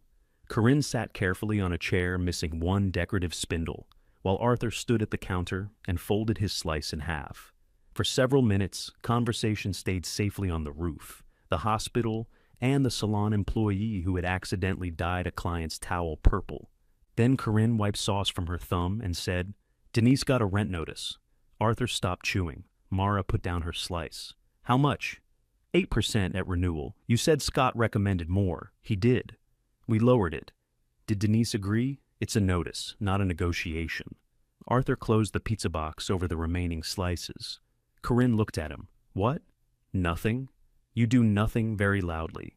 Evelyn raised Denise's rent 4 times in 17 years. That's probably why it's under market. She paid on the 1st every month, looked after the lobby plants, called when she smelled gas before anybody else did. We're not throwing her out. You're charging her for being reliable. Corinne's face reddened. The building has expenses. We've already had the plumbing repair. Harbor has fees. Insurance went up. Then why hire Harbor? Mara asked. Because Vanessa and I can't answer emergency calls every day. How many emergencies did you have before Harbor? I don't know. Grandma handled them. Arthur handled them, Mara said. Corinne pushed her plate away. This is what I mean. Every time I come here, there's some new version where you two did everything, and Vanessa and I were useless. I didn't say you were useless. You don't have to. You inherited the moral high ground with the house. Arthur left the kitchen. The silence he took with him made the room feel larger. Mara lowered her voice. You signed the rent notice. Yes. Did you think it was right? I thought it was less wrong than Vanessa's number. That isn't an answer. Apparently nobody in this family gives answers you approve of. Corinne stood and carried her plate to the sink. I came to help you move, and I'm glad. You haven't said that. You arrived with a rent increase. I arrived with pizza. You brought both. Corinne gripped the edge of the sink. Her shoulders lifted, then fell. I don't know how to do this, she said. For once the sentence contained no invitation for Mara to rescue her. It was simply true. Mara looked at the unopened bag of gloves. The back room needs scraping before I can prime it, she said. Corinne turned around. It's dirty, Mara added. Your hair will look terrible. My hair never looks terrible. Arthur has opinions. Arthur can keep them. From the front room, he called, unlikely. They spent the next 2 hours upstairs. Mara showed Corinne how to test the plaster, though she had learned only days earlier. Corinne scraped too cautiously at first, then too hard, sending a powdery chunk onto her shoulder. Don't laugh, she warned. Mara was already laughing. Corinne chased her across the room with the brush, both of them coughing through dust masks. For a few minutes they were adults only technically, shoving each other with their hips and accusing each other of sabotage. Then Corinne's scraper uncovered a line of pale yellow paint beneath the gray. Grandma's old kitchen was this color, she said. Mara stopped. You remember? Corinne asked. The curtains had lemons. Vanessa hated them. Vanessa said they looked diseased. They smiled at the wall. Corinne sat on the floor. Dust coated the knees of her black pants. Vanessa's scared. Of what? The building's losing money. Everything losing money. Eric took most of their savings when they sold the house. Mara knew the divorce had been bad. She had not known how bad. She thinks if the apartments make enough, nobody can decide whether she's safe again, Corinne said. That's not an excuse. No, but it's not just greed. Mara scraped at the yellow paint. Why did you sign? Because she asked if I trusted her. And you said yes. I said I trusted her more than Scott. That is not the same thing. I know that now. Downstairs a tool hit the floor. The sound was small but sharp. Mara and Corinne looked at each other, then hurried down. Arthur stood beside his work table. A chisel lay near his shoe. On the table, a walnut cabinet door showed a fresh gouge along one edge. I dropped it, he said before they asked. His right hand trembled hard enough that he closed it into a fist. Mara picked up the chisel. Arthur took it from her too quickly. Don't touch the edge. Corinne looked at the damaged wood. Can it be fixed? Yes. Arthur turned the cabinet door face down. Mara had seen that answer before. Not in him. In Evelyn, every time Mara asked whether she was tired, frightened, in pain, Arthur gathered the tools into their tray. We're done for today, he said. It was his front room, his work, his hand. Mara knew better than to tell him otherwise. She also knew what silence could cost when everybody agreed to protect it. Okay, she said. Tomorrow you can show me how. Arthur did not show her the next morning. The walnut cabinet door stood beneath a canvas cover on his work table. The chisel tray had been put away. Arthur sat by the front window reading the newspaper, with both hands around his coffee mug. Mara came downstairs in her uniform. What time? For what? The repair. Thought you worked. I do. What time tonight? It's my job. You said it could be fixed. It can. Then show me. Arthur folded the newspaper along an existing crease. You don't know enough. That has not stopped you from assigning me plaster. Plaster doesn't have grain. Neither do you before coffee. He looked at her mug. She looked down. This is coffee. That's milk with a troubling past. Mara left for work without winning. The cabinet door remained covered when she returned. Arthur was in the kitchen cutting carrots into a pot of stew, his right hand steady only while the knife rested against the board. You have a doctor? Mara asked. He cut another carrot. That was not an offer to diagnose you. Good. Laundry folded your medical license? Arthur? Yes. You have one? Dr. Patel. She has diplomas, a stethoscope, and poor time management. What does she say? She says essential tremor. Mara waited. That's the diagnosis, he said. Not a description of my personality. Is there treatment? There are pills. The first made me dizzy. The second made me tired. Being tired made me more likely to drop things, which felt like medicine showing off. When was your last appointment? He pushed the chopped carrots into the pot. You planning to raise my rent if I answer wrong? No. Then April. It was already early March. That's soon. That's how calendars work. Mara leaned against the counter. You should have told me. Why? So? I wouldn't hand you tools when your hand was shaking. That's exactly why. The knife came down too hard on the final carrot. Arthur set it aside. I know what my hand does, he said. I don't need everybody else deciding what I can hold. I wasn't deciding. You were on your way. Mara thought of the typed maintenance notice, the sheet over the repaired Calder chair, and Arthur's refusal to give her fear anything she could use. Fine, she said. You hold the tools. I'll hold the cabinet door. That's backwards. Then you'd better show me. After dinner, he removed the canvas. The gouge ran across one corner where the chisel had skated away from the grain.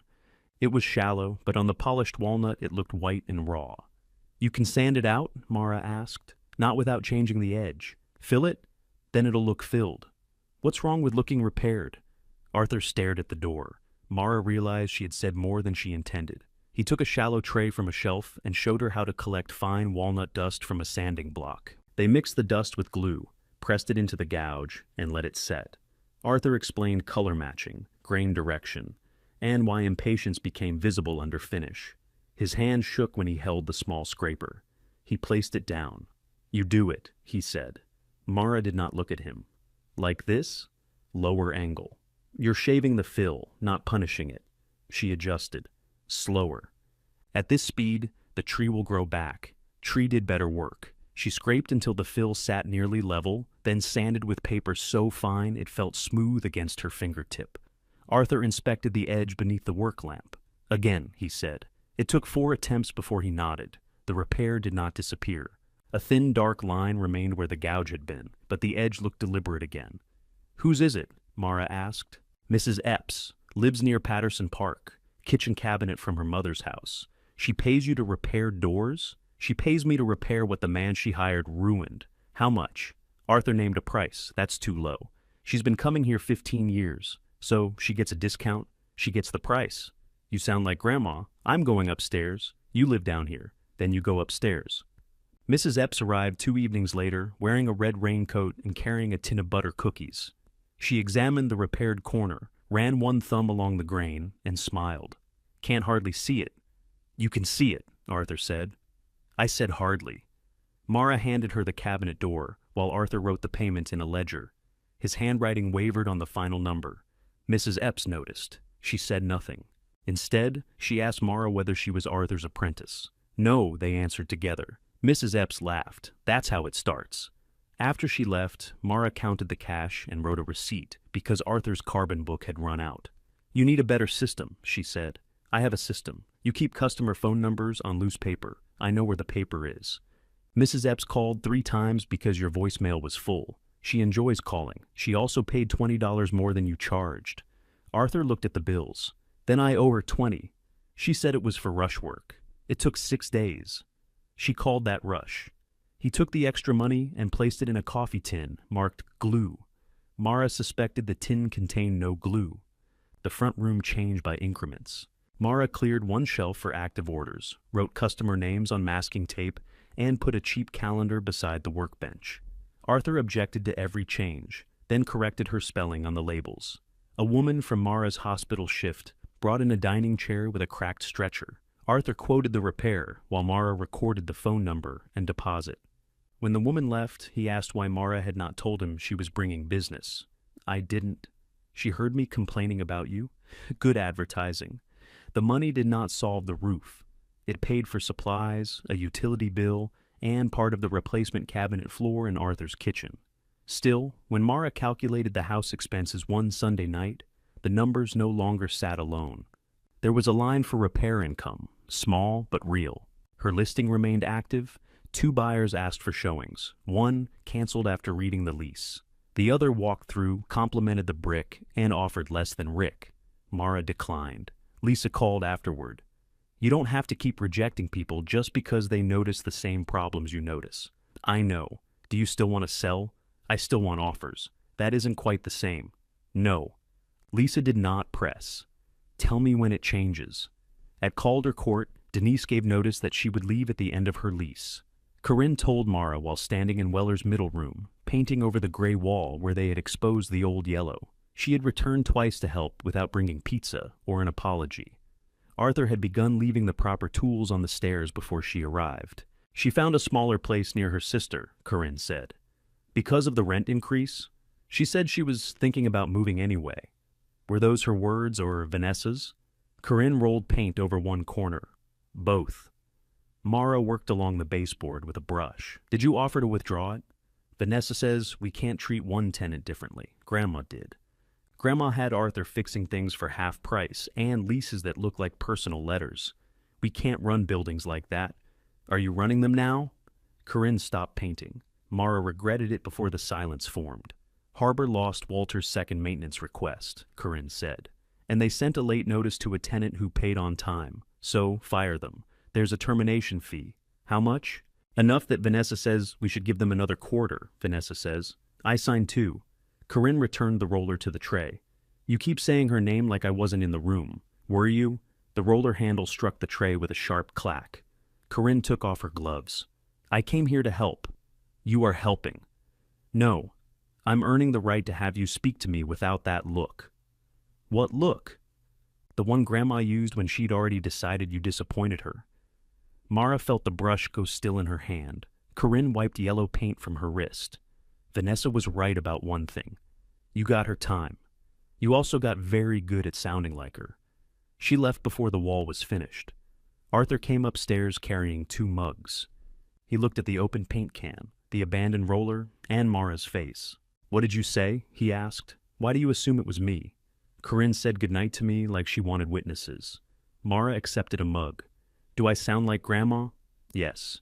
She waited for qualification. Arthur drank his coffee. That's all? You asked one question. Do I make people feel like they've already failed? Yes. The answer hurt worse for arriving without anger. Grandma made me feel useful, Mara said. Sometimes. She trusted me. Sometimes. What is that supposed to mean? Arthur looked at the unfinished wall. Evelyn trusted people most when they were doing what she wanted. A weather alert sounded on Mara's phone before she could answer. Heavy rain would turn to wet snow overnight. High winds were expected along the harbor and through central Baltimore. Arthur read the alert over her shoulder. Calvin checked the front patch, she said. He patched what he could see. You told me it was sound enough. I said it might hold. That's comforting. Comfort doesn't improve a roof. The rain began before midnight. It tapped the front window, then struck harder, driven sideways by wind. Mara put a towel along the sill and checked the ceiling stain. It remained dry. At 2, sleet rattled against the glass. At 3:17, a cracking sound woke her. Mara sat up. For a moment, everything was still. Then plaster dust drifted from the front corner of the ceiling. She threw back the blankets. Arthur? The ceiling bowed with a low wooden groan. Arthur shouted from the stairs as Mara reached the doorway. The first section came down behind her. Plaster, blackened wood, wet insulation, and a sheet of icy water that struck the bed hard enough to knock the lamp from the table. The roof did not disappear. It folded inward at one rotten edge, opening a jagged gap to the storm. Snow blew into Grandma's front room. Arthur grabbed Mara's arm and pulled her onto the landing as another piece broke loose. For several seconds they stood barefoot in the dark, listening to water pour through the house. Then Arthur looked at her. You hurt? Mara shook her head. Downstairs, a smoke alarm began shrieking. Arthur released her arm and reached for the basement key. Good, he said. Now panic can wait. Mara followed him down the stairs while the alarm screamed overhead. Breaker first, Arthur said. Which one? Main panel. Basement. Water ran along the upstairs hall and began dripping through the entry ceiling. Mara unlocked the basement door with hands that would not stop slipping off the key. Arthur went ahead of her, moving faster than she had seen him move, one hand tight around the railing. At the panel, he pointed. Main. Mara pulled the switch. The house went dark. The alarm died mid-shriek. Wind pressed against the walls. Somewhere above them, loose material scraped across the roof with a sound like furniture dragging. Water main? She asked. Leave it. This isn't plumbing. What do we do? Keep the damage upstairs. They carried tarps, buckets, and every large plastic container they could find. Arthur had a stack of old towels in the basement. Mara did not ask why. They spread a tarp across the landing and pushed its edges beneath the upstairs doors, trying to direct the water into tubs instead of down through the ceiling. The front bedroom was too dangerous to enter. Mara could see her mattress beneath plaster and wet insulation. One corner of the bed had disappeared under debris. Snow landed on Evelyn's black coat, where it hung from the closet door. "My phone," Mara said. "Where?" "Nightstand. Leave it. I need to call Calvin. You need to stay under the ceiling that's still attached," Arthur called from his phone. Calvin answered on the fourth ring, sounding awake enough to be angry at the weather. He asked questions about the opening, the slope, and whether the rafters had shifted. "I can't tell without going in," Arthur said. "Don't," Calvin replied so loudly Mara heard him. "I'll come as soon as the wind drops. Not before. Can you tarp it? In this wind, I can die near it." Arthur said he understood. They worked until dawn using flashlights. The water stopped crossing the landing after they wedged one tarp beneath a strip of wood and angled it into a storage tote. Arthur's front room stayed dry except for a line of drips in the entry. Mara moved the radio away from the wall and covered the work table. At 5:30, they sat in his kitchen with no heat and no coffee. Arthur wore his coat over his pajamas. Mara had pulled on work pants and 2 sweaters from a box upstairs. Her socks were wet. "You should go to Tasha's," Arthur said. "What about you?" "I live downstairs. The power's off. I've survived daylight. The furnace is off. I own socks. You own 1 pair at a time." Arthur looked at her feet. "You're wearing mine." Mara looked down. The thick gray socks had appeared beside her while she changed. They came halfway up her calves. "I thought they were Grandma's." Evelyn's feet weren't that ugly. Mara laughed, then covered her face with both hands. The laugh turned without warning. Her shoulders shook.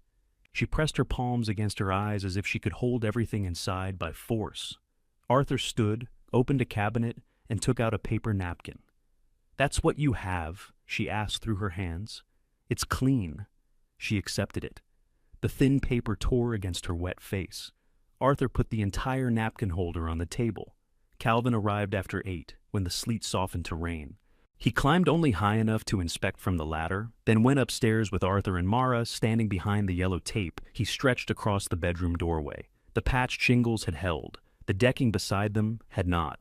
Water had worked beneath an older seam near the party wall, and the weight of wet snow had broken a rotted section Calvin had not exposed during the rear work. "I should have caught it," he said. "You patched the surface," Arthur replied. "Nobody paid you to open the front." Calvin looked at Mara. "I can cover it once the wind drops another 10 miles an hour. Temporary only. Framing needs sistering, decking replaced, interior cleared, full front section now. No more patches." He wrote no estimate. He did not need to. Mara called out of work. Tasha arrived with coffee, dry socks, and 2 charging batteries. She stood in the entry looking up at the dripping ceiling. "I withdraw every joke I made about the lamp," she said. Mara took a coffee. "The lamp is dead. I'll send flowers." Corinne came before noon in Ceylon clothes and rain boots carrying storage bins. Vanessa arrived 20 minutes later with contractor trash bags, work gloves, and a face arranged for emergencies. Nobody discussed the unfinished argument over the yellow wall. They moved what could be saved from the upstairs. The nursing catalogs were damp along one edge. The sewing cabinet had swollen at the base. Grandma's photographs, still in their boxes, were dry because Mara had stacked them against an interior wall. Her bed was ruined. Vanessa stood in the doorway after Calvin declared the room safe enough for brief entry. She looked at the plaster, insulation, and gray sky visible through the covered gap. "This house is going to eat everything you have," she said. "Helpful," Corinne muttered. "It's true." Mara carried a box to the middle room. "I know. You can't live here? I'm noticing." Vanessa followed her. "Come stay at my place tonight." It was the first offer she had made without being asked. Mara almost said no, from habit. "Thank you," she said instead. "I might." Vanessa nodded, surprised by acceptance. Then her gaze dropped to the damp nursing catalogs. "How much did you put into the roof?" Mara told her. Vanessa sat on the edge of the covered settee. Dust darkened the cream coat she had worn to the will meeting. "Oh, Mara." "Don't. I'm not judging you. You say that a lot. Because you think everybody is." Mara carried the catalogs into the dry back room and laid them open on the floor. Vanessa lowered her voice. "You need to sell now. Lisa still has it listed. Not at that price. Take it down, clear the debris, relist as is. With Arthur downstairs, the lease transfers, that makes it sound so simple. It is simple legally. Nothing is simple just because you add legally. Vanessa pressed her fingertips against her forehead. I can help. Mara turned. I have access to the Calder account, Vanessa said. I can advance enough to stabilize the roof and cover your deductible. You'd use building money? Not permanently. You'd repay it at closing. That account belongs to you and Corinne. So, Grandma left it to you. Vanessa hesitated. The offer changed shape before Mara's eyes. We could treat the house as part of the shared estate, Vanessa said. The way it should have been. What does that mean? You sell. After repair costs and repayment, we divide the net proceeds 3 ways. Mara stared at her. It would solve the immediate problem, Vanessa continued. You can't pay for this. I can. Because you got the apartments. Because Corinne and I got income-producing properties and you got something Grandma may not have understood the condition of. She knew about the roof. She was confused, Mara. You know that better than anyone. She mistook you for Mom, near the end. The will was signed 6 months before. She knew our names 6 months before, most days. Mara felt the room contract around them. Vanessa stood. I'm not saying invalidate everything. Of course not. You like your part. I'm saying the division wasn't equal. You said it was fair in Keene's office. I was trying not to humiliate you. The words landed cleanly. In the hall, a floorboard creaked. Arthur stood near the top of the stairs, holding an empty plastic bin. His face showed nothing. How long have you been there? Mara asked. Long enough to know the bin's not needed. He turned and went down. Vanessa exhaled. I'm sorry he heard, but this is a family decision. He lives here. He rents here. That doesn't make him deaf. Corinne appeared on the landing. Calvin needs Mara outside. Vanessa looked at her. Did you hear? Enough. And? Corinne shifted the stack of towels in her arms.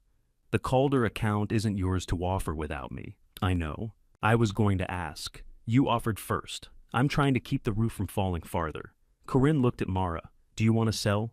Mara looked at the open catalogs drying on the floor, their pages curling at the corners. She thought of her checking balance. Tasha's rent.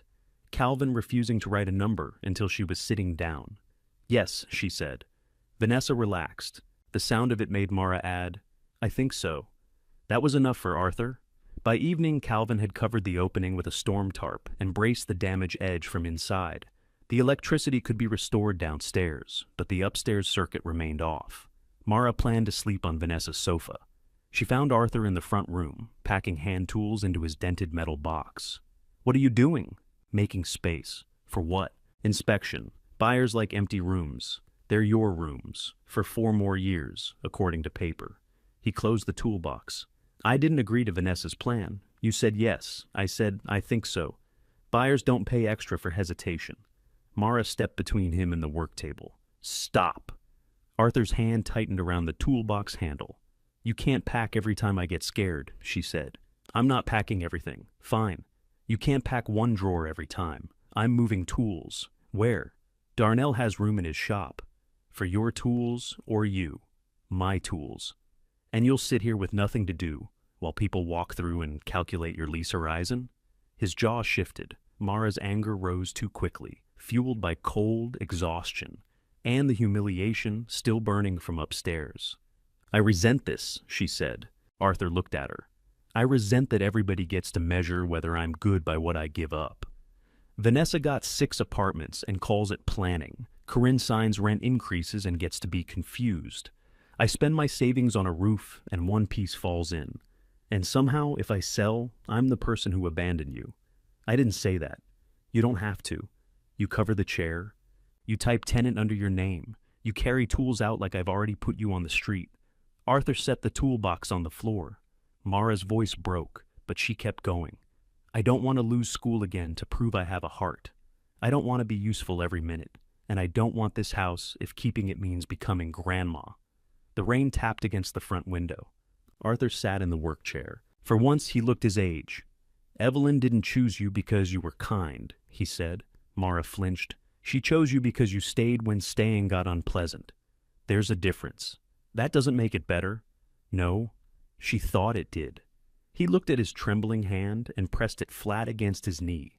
When she fell on those stairs, she said you would give away your last dollar if somebody convinced you leaving cost more than staying. She was proud of that. Then she was ashamed she'd used it. Mara said nothing. She left you the house because she trusted you with people, Arthur continued. But Evelyn trusted like a landlord. She gave responsibility first and asked about the price after. Then, this was another job. Maybe. The answer hurt, because he did not protect Evelyn from it. Arthur nudged the toolbox with his shoe. You don't owe me your future, he said. And I don't owe you a performance where I pretend I'm not afraid. Mara wiped her face with her sleeve. What are we supposed to do with that? Tell the truth before we start carrying furniture. She sat on the edge of the work table. Arthur opened the toolbox again and removed the screwdriver tray. Are you staying? She asked. Tonight? Yes. It's raining. That isn't an answer. He placed the tray back in its drawer. I know, he said. Mara slept on Vanessa's sofa beneath a knitted blanket that smelled faintly of lavender and an unfamiliar man's cologne. She did not ask. Vanessa's apartment was neat in the careful way of a recently divided life. One wineglass stood in the drying rack. One toothbrush sat beside the sink. The frame wedding photographs were gone, but pale rectangles remained on the wall where sunlight had faded everything around them. At 6, Vanessa came into the living room wearing a robe and carrying 2 mugs. You still take too much sugar? Only when people are watching. Vanessa set one mug on the table. I didn't sleep. Your sofa did. You snore. I was breathing through plaster. They sat without looking at each other. Morning light made the room feel exposed. Vanessa tucked one foot beneath her. I shouldn't have said Grandma was confused. She was confused sometimes. Not about the will? I don't know. That answer surprised both of them. Vanessa wrapped her hands around her mug. My offer stands. No, you haven't seen the final repair number. No Calder money. No splitting the house. So, you're keeping it? I didn't say that. What are you saying? That I'm not letting you turn help into a purchase. Vanessa's expression cooled. I was trying to make it fair. You were trying to make my emergency profitable. That is not fair. There's the word again. Vanessa stood and carried her untouched coffee to the kitchen. Fine. Figure it out yourself. Mara followed. That's what you always say after offering the kind of help you control. And you only accept help if it arrives as admiration.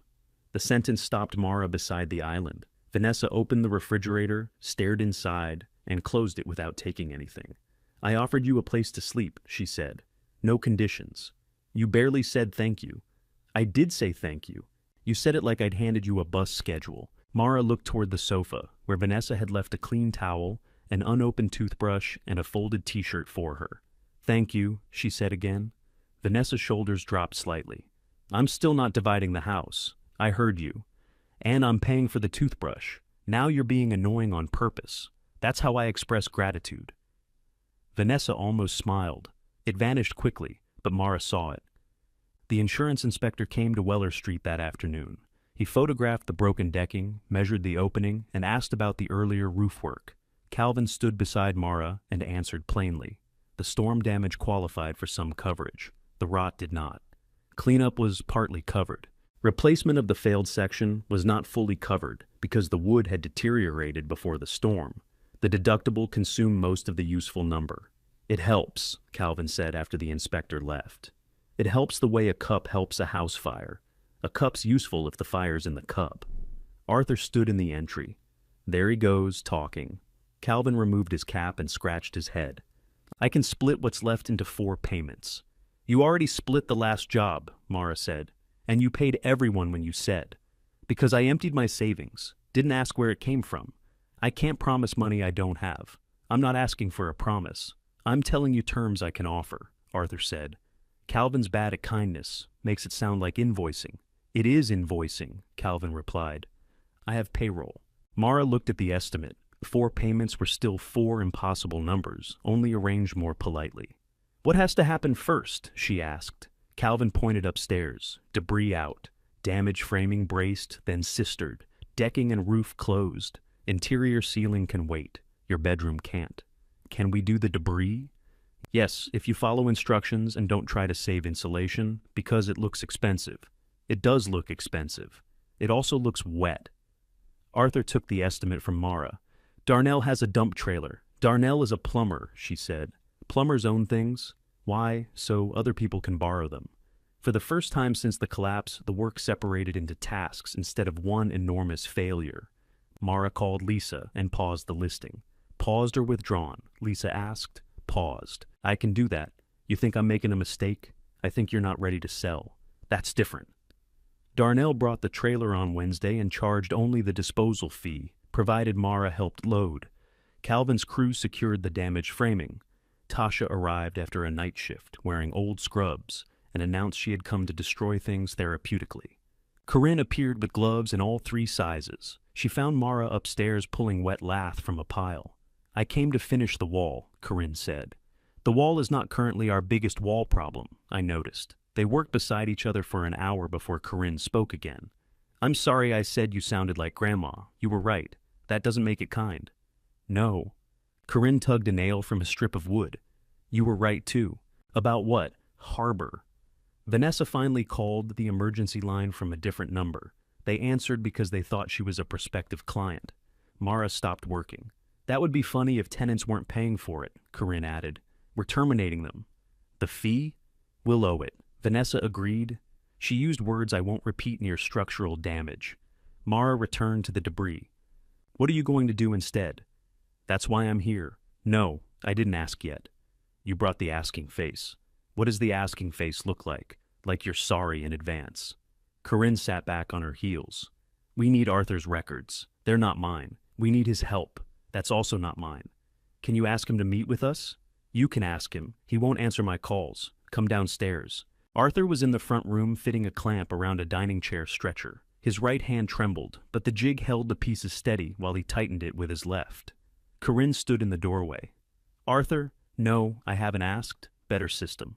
She glanced at Mara, who stayed in the hall. Can we talk about Calder and Linden?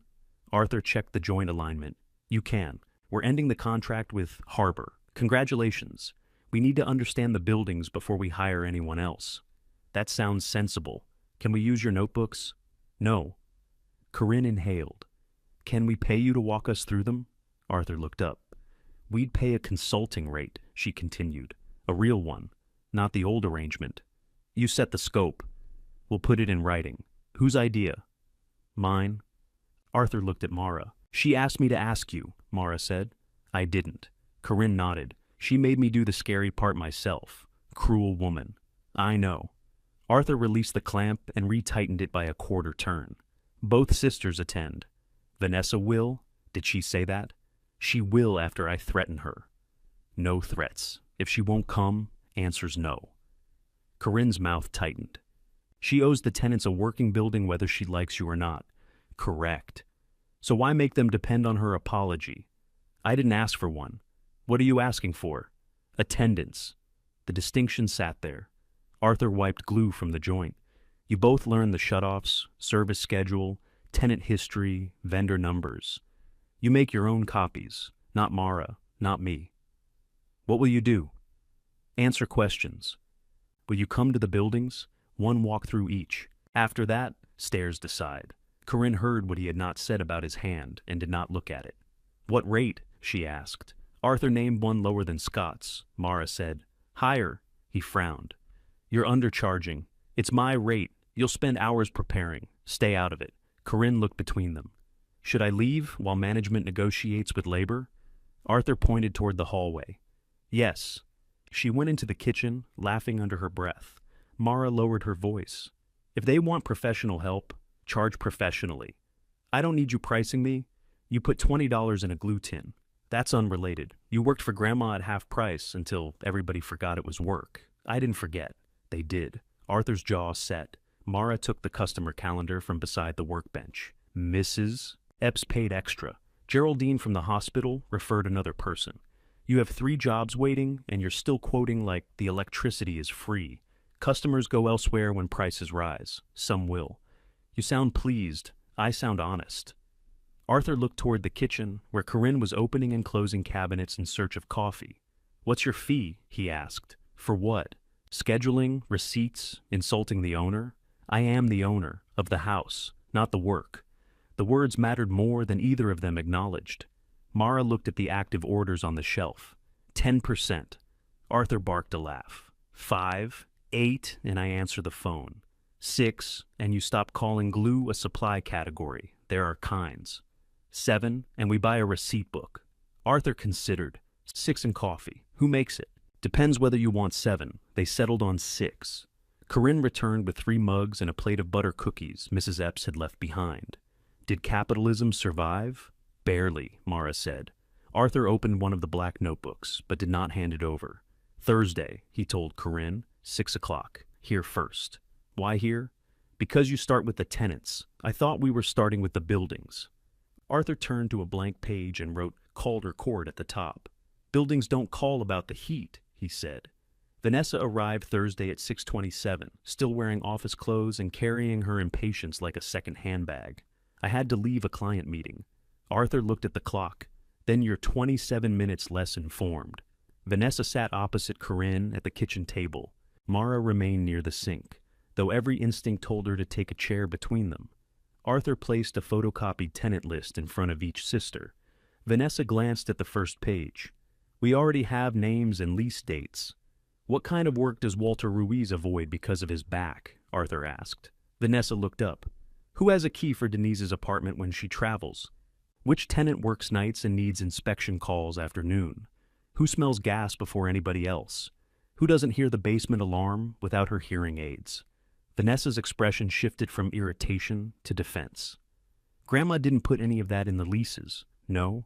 Some of this is private, some of it is useful. Learn the difference. He opened the oldest notebook. Mara watched Vanessa look at Arthur's unsteady hand, then at the pages he had kept for more than 2 decades. For once, she did not look away. Start again, Vanessa said.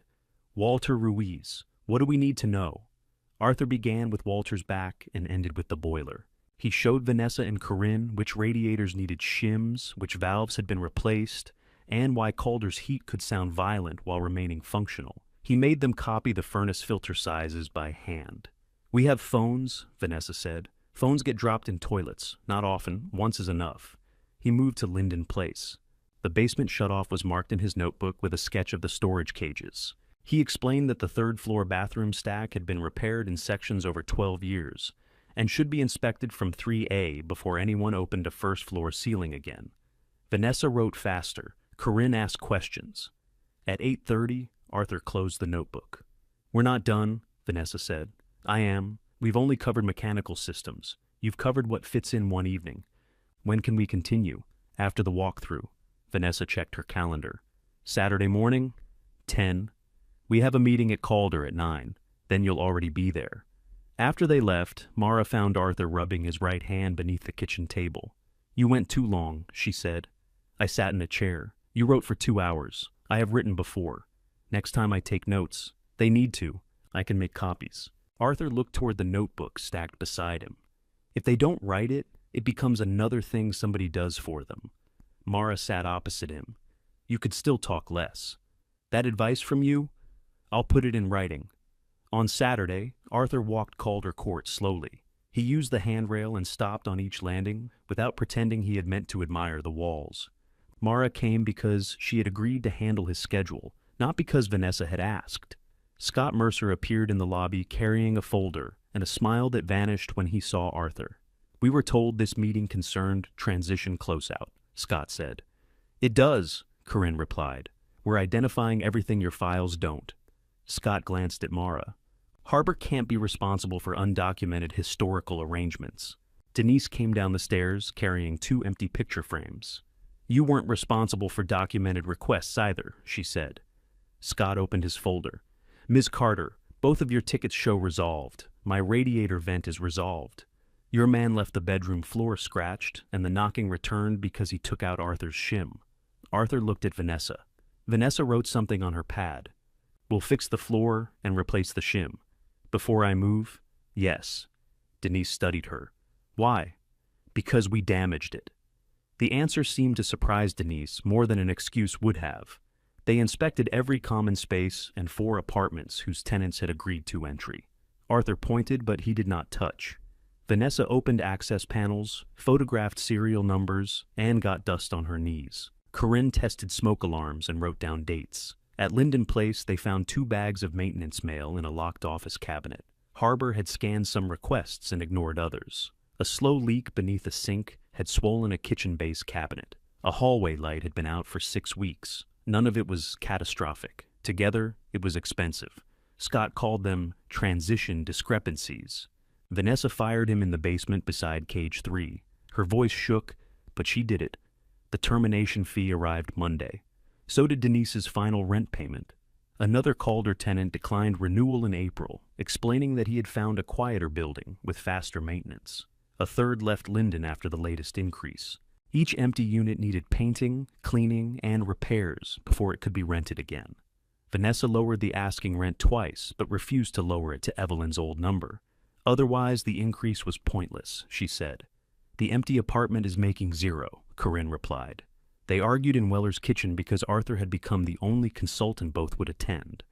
Mara brought coffee, set Arthur's invoice beside Vanessa, and went into the front room to answer a customer call. She no longer remained between her sisters by instinct. If they wanted to fight, they could hear themselves. The roof payments arrived every 30 days. The first came from Mara's remaining savings and 2 extra hospital shifts. The second came partly from insurance and partly from the repair account. By the third, Arthur's front room had 6 active jobs on its shelves and appointments booked 3 weeks out. Mara built a real intake form. Arthur objected to the word condition because everything has one, so she changed it to existing damage.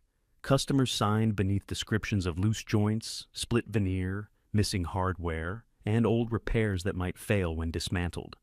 Mrs. Epps referred 3 people and demanded no commission, only that Arthur stop charging her friendship prices.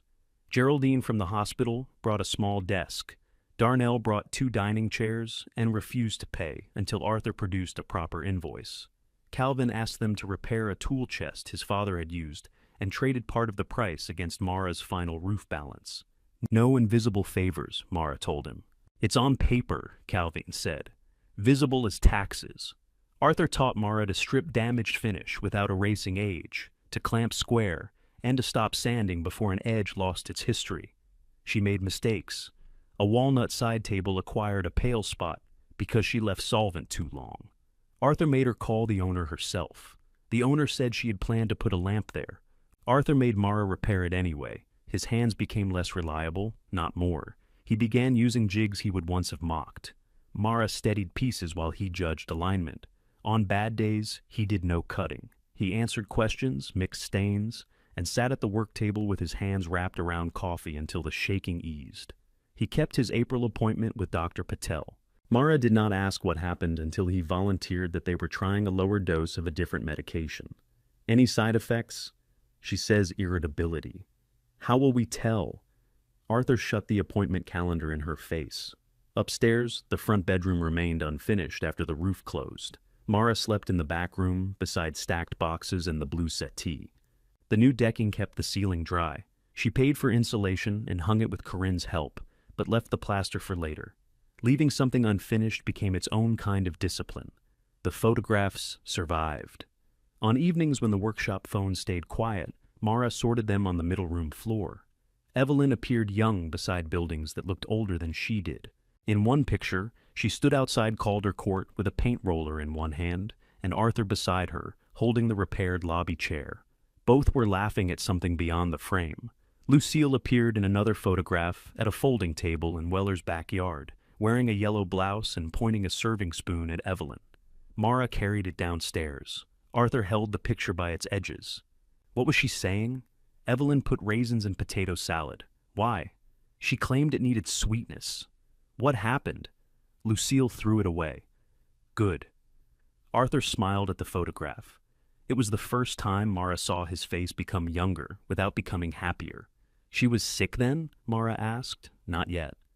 He set the photograph beside the radio, not in a drawer. By June, Calder Court had 2 vacancies and a boiler repair, large enough to erase 3 months of rent. Linden was doing better because Corinne spent mornings there before opening the salon. She answered calls herself, hired Darnell when needed, and reversed the latest increase for 2 long-term tenants whose renewals had not taken effect. Vanessa called that inconsistent. Corinne called it cheaper than vacancies, They stopped managing jointly. Corinne took daily responsibility for Linden. Vanessa took Calder because she insisted its location gave it greater growth potential. Mara understood the choice. Vanessa still believed the right number could make fear obedient. It did not. She replaced kitchen counters in one empty unit before repairing a recurring drain problem. A new tenant moved in and left 6 months later after water backed into the sink twice. The management photographs looked beautiful. The loss did not. When the boiler failed again during the first cold week of autumn, Arthur identified the probable problem from Vanessa's description, but refused to go downstairs at Calder. "My hand doesn't change what stairs do to my knees," he said. Vanessa hired a licensed company. The repair was necessary, correctly done, and painfully expensive. She came to Weller Street that evening with the invoice folded in her bag. Mara was upstairs completing a nursing school readmission form.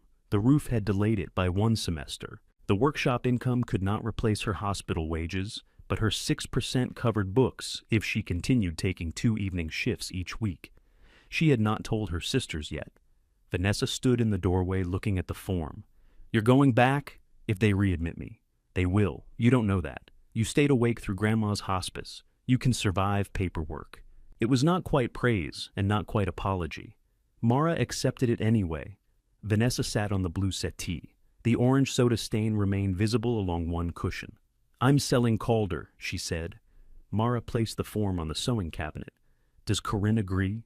She says it's my decision if we divide the proceeds and she keeps Linden. Do you want to sell?" "No." The answer came without hesitation. "I can't keep covering it," Vanessa continued. "The vacancies, boiler, insurance. I used most of what I had from the divorce. I thought the building would start paying me back. Buildings don't know when you're owed. You sound like Arthur. I charge less." Vanessa looked around the room. Exposed plaster near the window, repaired trim, labeled boxes of photographs. "You could take over Calder." "No, I don't mean for free. You and Arthur could manage it. We could restructure ownership. You could buy into my half over time." "With what money?"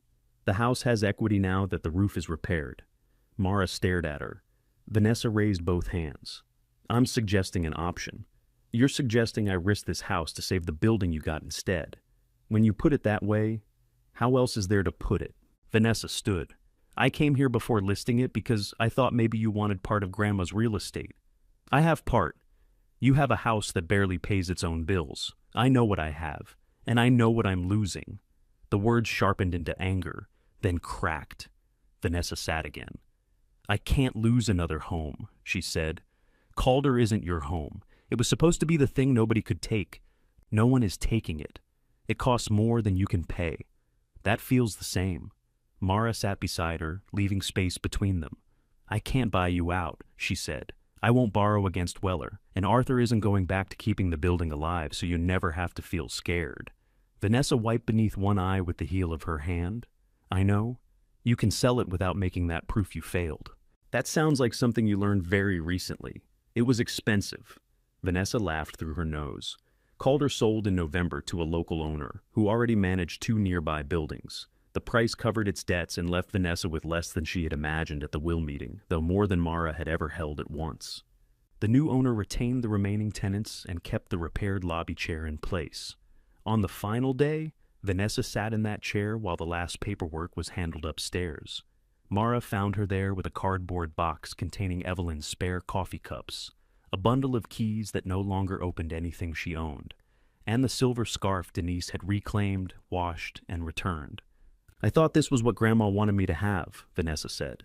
"The chair? All of it." Mara leaned against the mailboxes. "Maybe it was. I ruined it. You repaired things too. After I ignored them." "Yes." Vanessa looked up. "You don't make apologies easy. I'm trying not to make them fake." The front door opened, bringing in cold air.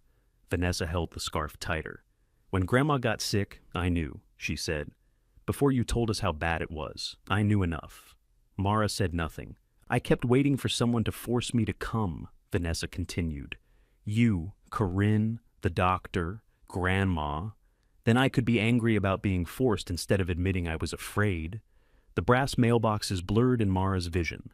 "You cared for her," Vanessa said. "We protected ourselves from watching." Then we made what you did sound small, because otherwise we had to know what we didn't do. Mara looked at the chair Arthur had repaired, the faint line still visible along its arm. I needed you, she said. I know. No, I need you to hear it. I needed one night. Vanessa closed her eyes. When she opened them, she did not defend herself. I know, she said again, and I didn't come. Mara waited for the familiar explanation to follow. The meeting, the fear, the canceled morning. Eric. Some reason Vanessa's absence had hurt Vanessa too. None came. Vanessa sat with both hands wrapped around Denise's silver scarf. Outside, a truck backed into a loading space with 3 sharp beeps. Somewhere upstairs, a man laughed and a door closed. I don't know what to do with that yet, Mara said. You don't have to do anything. Usually when people apologize to me, there's an assignment hidden in it. I know. You're doing it again. Vanessa gave a tired smile. Sorry. That one had an assignment? Then I withdraw it. Mara sat on the radiator across from her. The heat clicked beneath her legs.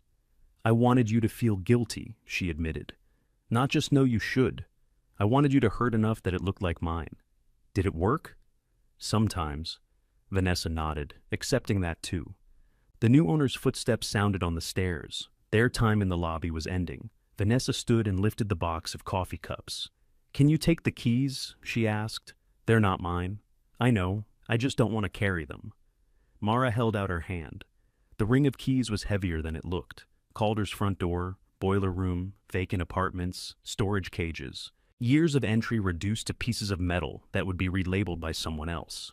Vanessa did not ask Mara to make the loss mean something good. At the office upstairs, she handed over the keys herself. Mara withdrew the Weller Street listing that afternoon. Lisa answered with no surprise. Do you want me to mark it temporarily off-market? No. Withdraw it. Then I will. Did you know I'd keep it? I knew you stopped asking what it could sell for and started asking what things cost to repair. That sounds expensive. It generally is. Mara thanked her and closed the listing tab on her phone. The house did not change. The front bedroom still needed a ceiling.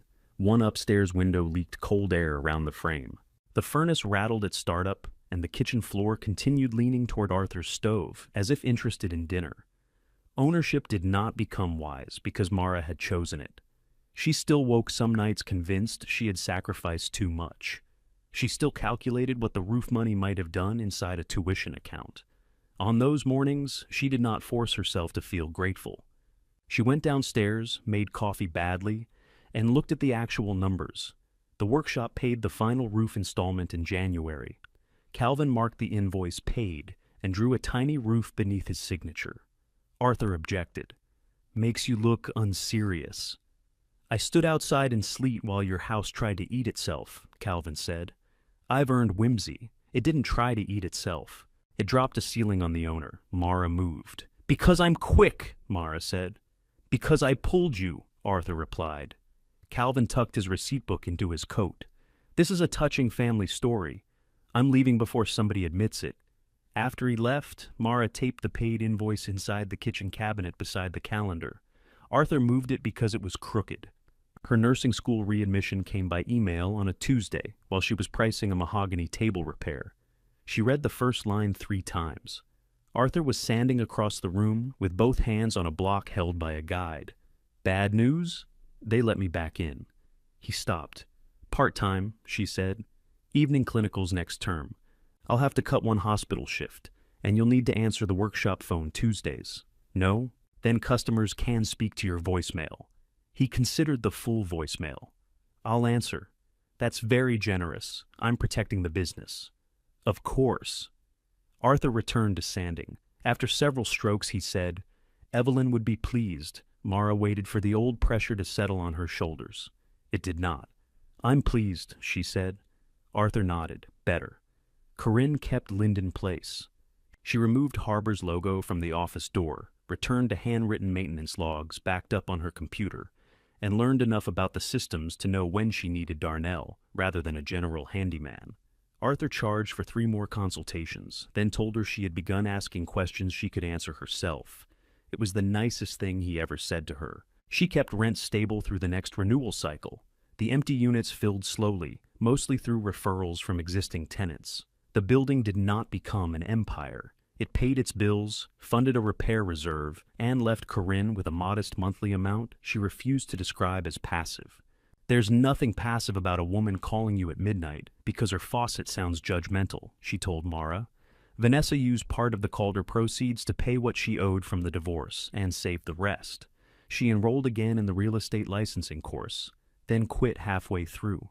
When Mara asked why, Vanessa said, "I don't actually like buildings. I liked what I thought they could promise." She took an operations job with a medical supply company. The salary was ordinary. She complained about spreadsheets and one colleague who microwaved fish. For the first few months, she arrived at Weller only when invited and left too early. Then she began staying 5 minutes longer. She helped Mara install shelves in the middle room, though she held the level backward until Arthur corrected her. She brought the wrong screws, returned them, and came back with the right ones. When Mara said thank you, Vanessa did not turn the gratitude into a discussion of whether they were all right. They were not all right. They were present. The front bedroom ceiling went up in sections. Mara paid a plasterer for the part above the damaged rafters and learned to finish the safer areas herself. Corinne rolled the paint. Vanessa sanded trim. Arthur supervised until all three sisters told him to sit down, at which point he sat and supervised more loudly. Mara chose warm white instead of restoring the old gray. She left one small square of Evelyn's pale yellow exposed inside the closet. Not everything inherited needed to remain visible. The blue settee moved beneath the front window. Mara tried removing the orange soda stain and made it worse. "I told you it was Vanessa," she said when her sisters saw it. "You confessed at Grandma's 70th birthday," Corinne replied. "She knew?" Vanessa asked. "Everybody knew. I accepted years of false blame." "You enjoyed the attention," Mara said. Vanessa threw a cushion at her. On the first anniversary of Evelyn's death, no one suggested a formal memorial. Mara worked an early shift. Corinne went to Linden. Vanessa sent a message at 7 in the morning that said only, "Thinking about her." Mara answered, "Me too." That evening, Arthur placed Evelyn and Lucille's photograph beside the repaired radio. He made stew. Mara studied drug calculations at his kitchen table while the pipes clicked overhead. Grief did not ask to be organized. It sat with them, less demanding than before. The workshop acquired a small painted sign because customers kept walking past the house. Mara designed it on her phone. Arthur rejected 4 fonts and all colors except dark green. Bell Repair. Restoration, it read. Below, in smaller letters, by appointment. "You left your name off," Arthur said. "I don't repair anything unsupervised. You do intake, accounts, scheduling, finishing, pickup, and half the sanding. Do you want Bennett on it?" "No." "Sign's too small," she added. "Bennett beneath Bell." Arthur pretended not to notice for 2 days. On the 3rd, he straightened the sign. His rent remained $575 because the lease remained the lease. He paid on the 1st of each month, usually by check, though Mara told him electronic payment would be easier. For whom? Me. Then no. Workshop earnings went into a separate account. They paid for supplies, utilities used by the business, and then labor. Arthur's share gave him enough to replace tools he had been repairing beyond reason. Mara's share paid for textbooks and, eventually, a used silver Honda with a passenger door that opened from both sides. Tasha inspected the car and declared it insufficiently labeled. In spring, Denise called Mara. The new owner at Calder was replacing the lobby furniture with a bench and 2 commercial chairs. He had asked whether anyone wanted Evelyn's old wooden chair before it was removed. Mara drove there that afternoon. The chair stood where it always had, near the radiator. Its repaired arm remained solid. Denise met her in the lobby, carrying a grocery bag. "I told him it had family," she said. "It had tenants. Same thing if you wait long enough." Mara lifted the chair. "Arthur carried this 11 blocks. He complained all the way. You saw him? Everybody saw him. Man carried a chair down North Avenue like he was rescuing a relative." The chair rode home in the back of Mara's Honda, one leg protruding between the front seats just as it had in Tasha's car. Arthur looked at it on the Weller sidewalk. They replaced it already? Apparently consistent systems require matching lobby furniture. He examined the repaired joint. Held. 17 years and counting. Good glue. They put it at the head of the upstairs dining table Corinne had found secondhand and Arthur had repaired. Nobody called it Evelyn's chair, but nobody else sat in it. The first family dinner in the finished upstairs rooms was held on a wet Sunday in October. Finished was generous. The bathroom door still stuck. One baseboard remained unpainted. The backlight had a new bulb, but worked only when the mystery switch was pressed upward with conviction. Corinne brought roast chicken, macaroni, and cheese, and a bakery pie she transferred to her own dish before arriving. Tasha brought salad and labels from Mara's spice jars. Darnell brought wine.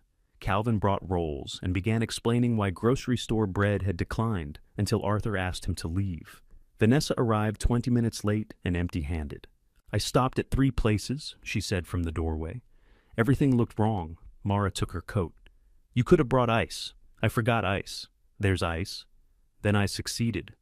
Arthur sat in the repaired chair. Lucille and Evelyn's photograph rested on the sideboard behind him. Corinne objected to how Mara carved the chicken. Darnell objected to Corinne's objection. Vanessa laughed with her mouth full and almost choked. No one gave a speech. After dinner, Mara began stacking plates out of habit. Corinne took them from her. "You cooked last night for Arthur. He made stew. You cut carrots. Under supervision. Go study. I can help." "We know," Vanessa said. The words carried enough history to quiet the room. Vanessa picked up the serving dish. "You don't have to." Mara looked at her sisters, one at the sink and one waiting beside it. Arthur was arguing with Tasha about whether the leftover labels could be applied to jars he had used unlabeled for 30 years. Rain tapped against the new roof. No buckets waited beneath it. Mara went upstairs to her desk and opened her nursing book. Through the floor came running water, dishes touching, Corinne's laugh, Vanessa asking where the towels belonged, and Arthur telling her she had lived long enough to recognize a drawer. The house went on without Mara holding every piece in place. She turned the page and let it.